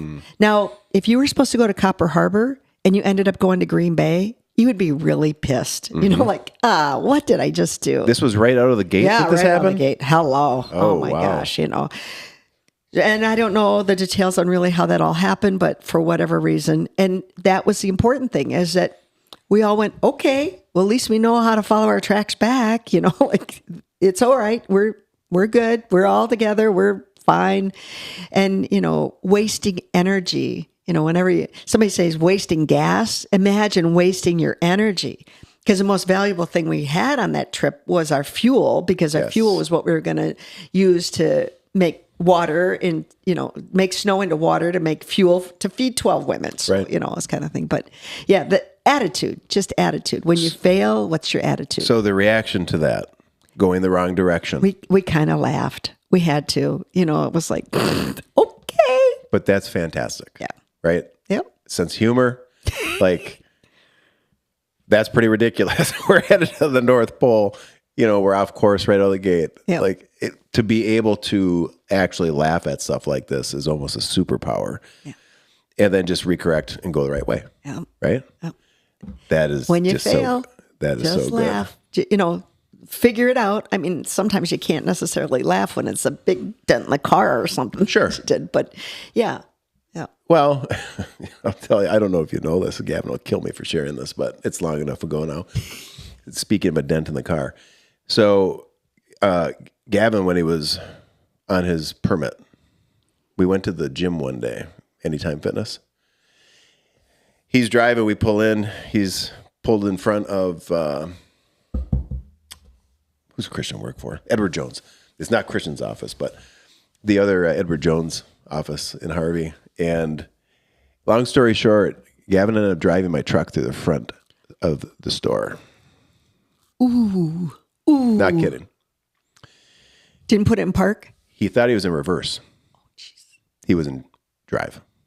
Hit the gas. Bam. We're sitting in the front lobby of Edward Jones. Oh, my goodness. Bricks falling on the front of my truck. Woman at her desk looking across at me in the passenger seat like, holy shit. And I'm like, holy shit, are you good? Oh, wow. Seriously, that happened. Yep. In that moment, there were a lot of different ways this could have gone, right? I just looked over at him and I said, put it in park and get out. So he put it in park. He got out. I gave him a minute. He walked toward the back. I got out. I went up. I looked at the front of the truck, looked again at the woman at the desk, and walked back. I looked at him and I said, well, we should probably call the police.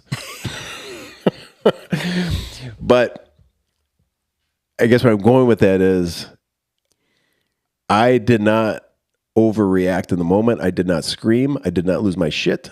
I actually knew in the moment, because I knew he was beating himself up. Like he's going through it. And I actually knew I had to be the balance for that. Right. And I remember looking at him and I'm saying, listen, it's just a truck and it's just a wall. It's going to be all right. Don't worry about it. You know, I mean, we ended up talking about it down after the fact, but in the moment, I always use the term de-escalating. That's something I've learned how to do actually through the last 10, 11 years and working in sales. You know, you do learn how to de-escalate tough situations, but it's a skill to learn how to bring things level and not let them get out of control. And it's something that actually, when you were talking about energy expenditures and negativity or getting mad or emotion, the number one mistake I see people making today, especially in social media, is unnecessarily using up all of their fuel and energy and emotion negatively. They just don't know how to de-escalate and walk away from shit and be like, I got better things to do with my finite resource of energy. You know what I mean? So I'll never forget that moment. Like, that was a big deal. That could have been really bad. But we walked away from it. He learned an incredibly valid lesson. And it did not have a detrimental effect on anybody. We made the best of a really bad scenario. We ended up with police, ambulances, and the fire department because it had gone into a building. So it was there were a couple people I remember, they're like, everybody's got their phones out taking pictures and video, and Gavin's like, oh God. And I'm like, yeah, it's all right, man. He's going to be a public speaker, and he's going to use that. It is endearing for all of his life, the idea that my dad's got my back. He will never forget how you reacted at that moment. He will never. He will take that to his last breath, and he will use it because it not only taught him at that moment, but he will use that to teach his own children and anybody that comes into that situation again. But I can see that it's a very good piece for him to use in a public speaking career. For sure. Oh, absolutely. The two funny things on that as an extension. So after law enforcement and everybody left, you know, we're still sitting there parked in a parking spot for the gym. And I looked at him and I'm like, well, are we going to work out now? And he's like, hell no, I need to go home. So we didn't work out that night. But then to follow it up and to put like the little cherry on it was Christian. I ended up sharing the story with Christian Berardi because he's an Edward Jones guy. This other guy is an Edward Jones guy. So I had to tell Christian the story. Well, Christian, after a certain period of time to allow everything to cool off and become a little bit humorous, brought Gavin a hoodie with Edward Jones branding on it. So that was classic. It was just so funny. But again, it could have been really bad. Oh. You know, that could have actually been a really bad story with a really bad outcome that could have actually redirected him in a lot of really negative ways. But now, you know, I don't know, whatever that is, 5, 6 years ago, we can sit here and laugh about it. That's a good story. See, that's why storytelling, it's so important. Oh, man. You got to tell those stories. I know. You do have to, because situations like that can be damaging. And sometimes the damage that mishandling situations that didn't have to have a bad ending, it has long-term impact on people, you know? We don't always think of the impact that our actions and our words have on people. You don't always know, like, what kind of wake are you leaving behind you. So it's just good to be aware of it. Yeah. What's the saying that says people might not remember what you say or do, but they'll always remember how you made them feel? Oh yeah. There's a lot of truth to that. We tell our leaders for Bike Club that the kids will forget what you said and they'll remember what they saw you do. Mm-hmm. You know, with that whole leading by example piece. And I'm really OCD about, hey, if we say we do it this way, we sure as hell better do it this way. Or we need to change what we say we do. Because there's just a lot of, we say this, but we do this. And then what lesson does that, share with kids or even adults? And then there really isn't a standard in place. Well, the standard is you don't do what you say you do, right? You're already getting a chance to see the results of the kids that you started with, and now they're bringing their children. Yeah. It's starting to happen. God bless you for just what you're putting into our community. It means so much. We had some adventure leadership kids in here 2 days ago. Most of those kids, I saw them come in as like anywhere from 6, 7, 8 to 9 or 10. Now they're teenagers in high school or getting ready to leave high school. And, our first classes from 2016 are obviously, they've moved on. They're in college or through college and into the workforce. And it is nice to see, just to see that progression. Because I think when Bo was here actually a couple of days ago, I mean, him and his brother have been in the program. I've got pictures of them probably from 2018 as just little dudes. It's so awesome to see where they're taking it, what they're doing with it. Bo actually said, because we asked all the kids why they decided to do the apprentice leadership program, because they're going to be leaders of younger kids now. And Bo said he's aging out, but he wanted to stay in. So that's his way to stay in, which is fantastic. Yeah. And creating I think helping kids see life as an adventure and not a zero-sum game is really critical. Because, you talked about life as being a series of chapters. And, you're basically writing your story, right? Every day you're writing the story. And you don't even know. You're writing your own story. You have no idea where it's going to go at all. No idea. But it is just a series of chapters. And being open to going where the journey or the adventure takes you. You had said in 94, you get that call. You had a choice to say yes or no. And you probably could have said no and justified why you said no, because it would have been like, well, this is ridiculous, this reason and that reason. I don't have time to go to the Arctic or polar exploration. And too many people make that mistake. They say no because they can't see it, because it seems ridiculous, because they can't see a path to it or through it. Sometimes you got to say yes with no idea how to do it, right? Yep. I mean, it'll grab you. Yep. There's something there. Yep. Say yes. Say yes to ridiculous shit. Yeah. And just go all in on it.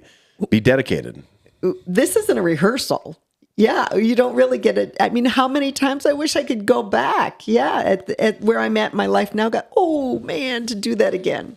Beth Collins was a person who has done a lot of our events in the past. She wrote a blog a couple of years ago. The title was, "This is not your practice life." Yeah. Do you remember that? Did you ever see that? I will now. Look that up. Yeah, I'll have to check it out. What is her blog called? It's something like Angry Bitches Racing or something like that. Beth ended up moving, which is kind of a bummer because she was just Such a great person. She would go out and do Crusher alone. She rolled alone. She would do it. She wrote great blog recaps on her experiences. Just a true adventurer and just tough woman. This is not your practice life. She's so fantastic. Love it. Yeah. Yeah. What do we got for time here?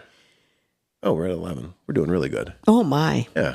2 hours. Bam. Ooh. Gone. What are you doing next? You got stuff to show? You know what? We're having a wedding. Today?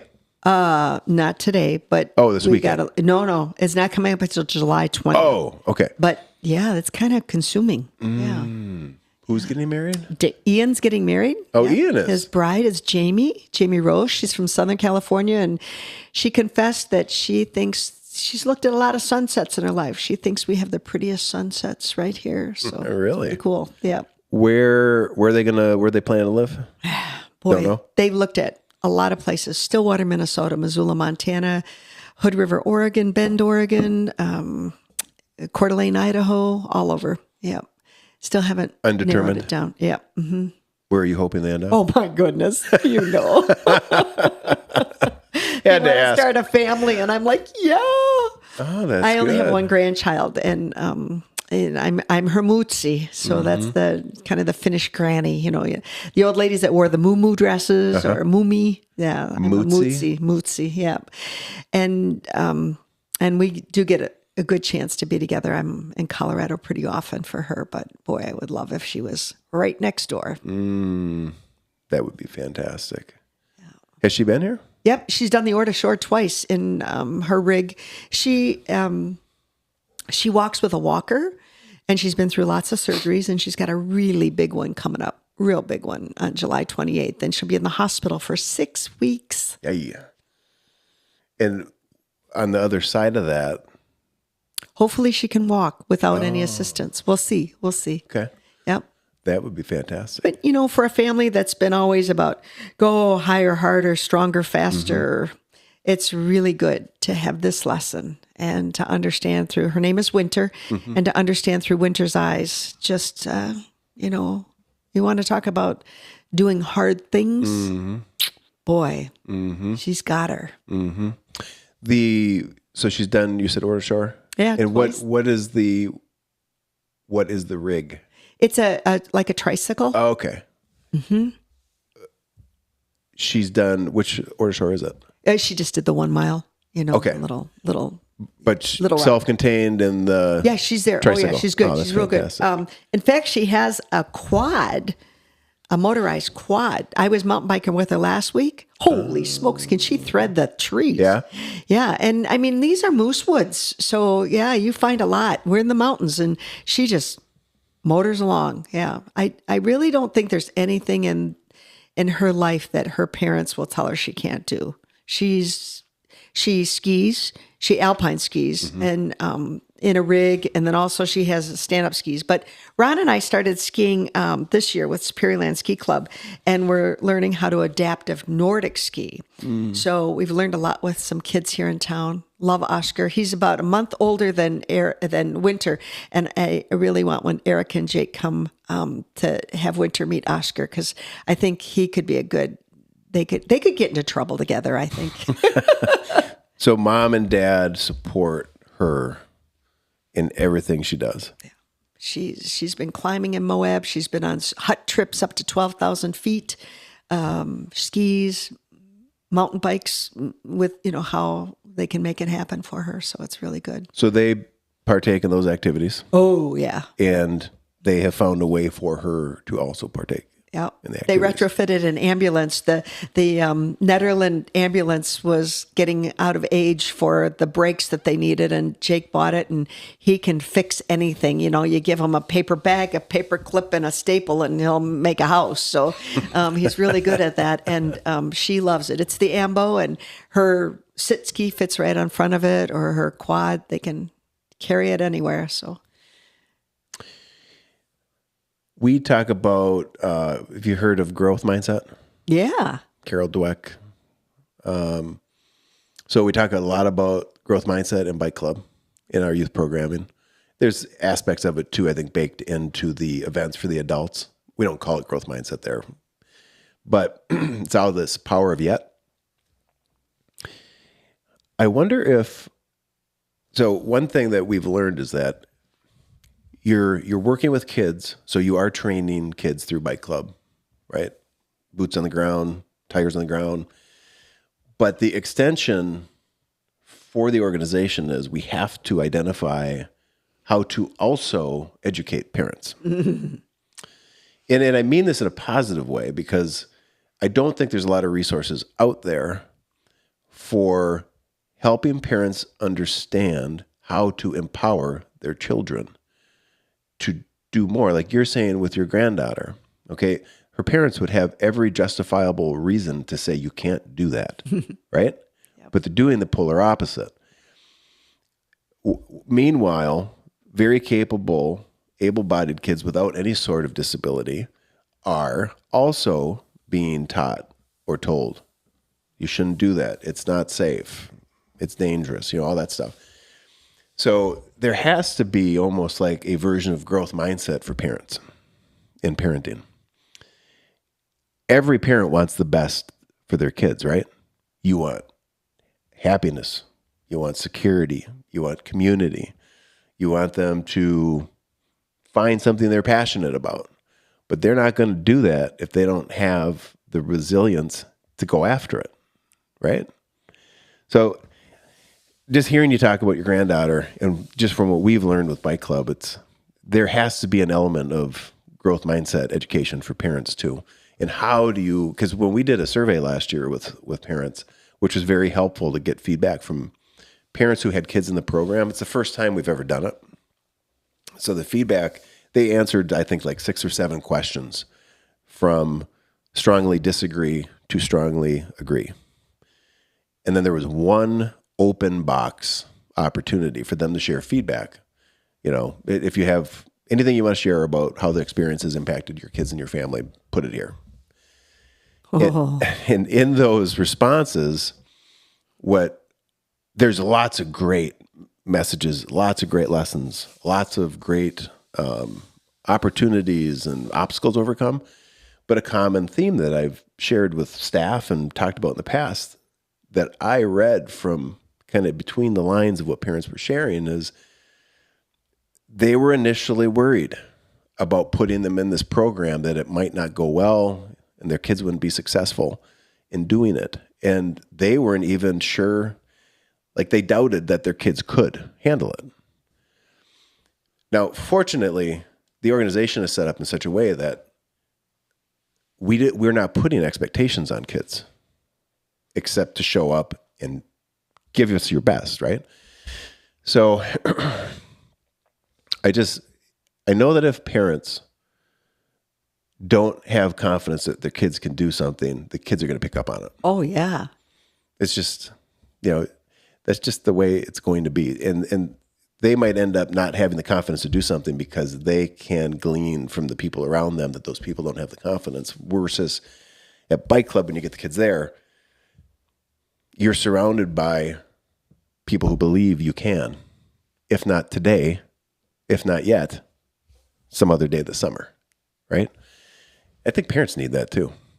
Moms and dads, they've always had a lot as you go through time. There's different circumstances that make that point in time raising kids hard. So I'm not saying that our time is harder. It's different. It's hard in different ways probably, right? Yeah.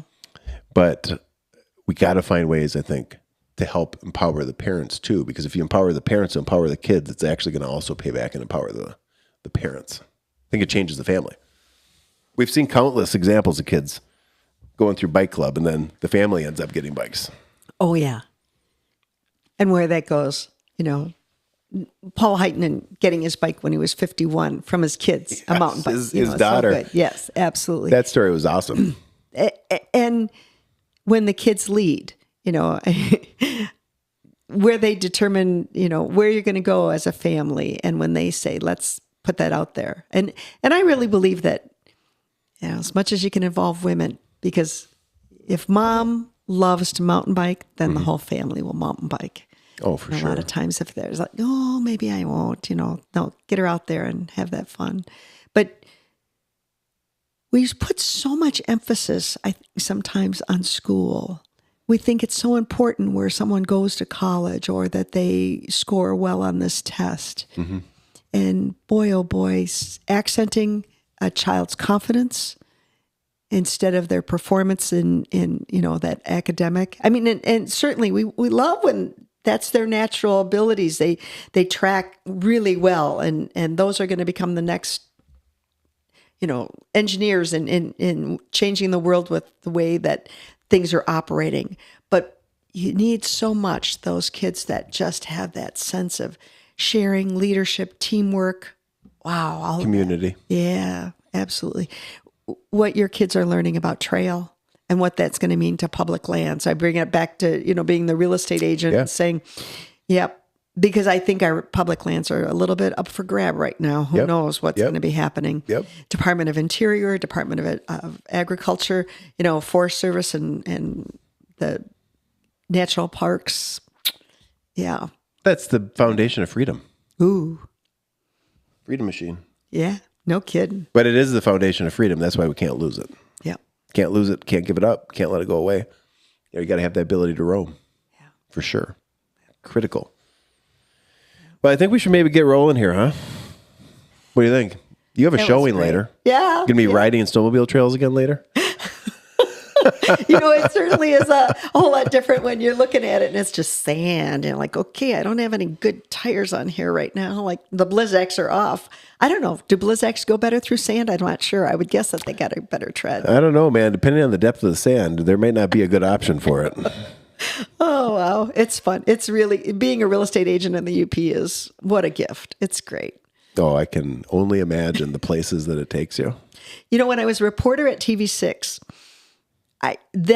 because we covered so much land and so many stories all over the counties, 15 counties, and how many of those counties, even back in the, that was the late 70s through middle 90s, actually, how many of those counties didn't even have a stoplight, so you knew your way around pretty well. I knew where the best desserts were. Somebody knew whenever I had been to the hilltop in Lawrence because the steering wheel was still sticky, but it's really fun to just not, and the sense of exploring, the AAA and get to Billy the Fins in Skaney. That's hot spot. It's fun out there. Now let's remember, you've committed to Ore to Shore tandem style. I want to end on that. It's all up to Deb. Yeah, you guys can work that out with Deb. She's been great. Good luck today. And thank you so much. And thank you for this opportunity. Really, I think for the community, I want to express that we are so honored to have 906 and you and your energy and your team, this group and what you're going to be doing. I mean, you already have done, but going forward, because putting that investment into our kids, they're our next leaders. We're just trying to share with the world what makes, and it's really like people like you. I can say thank you to you.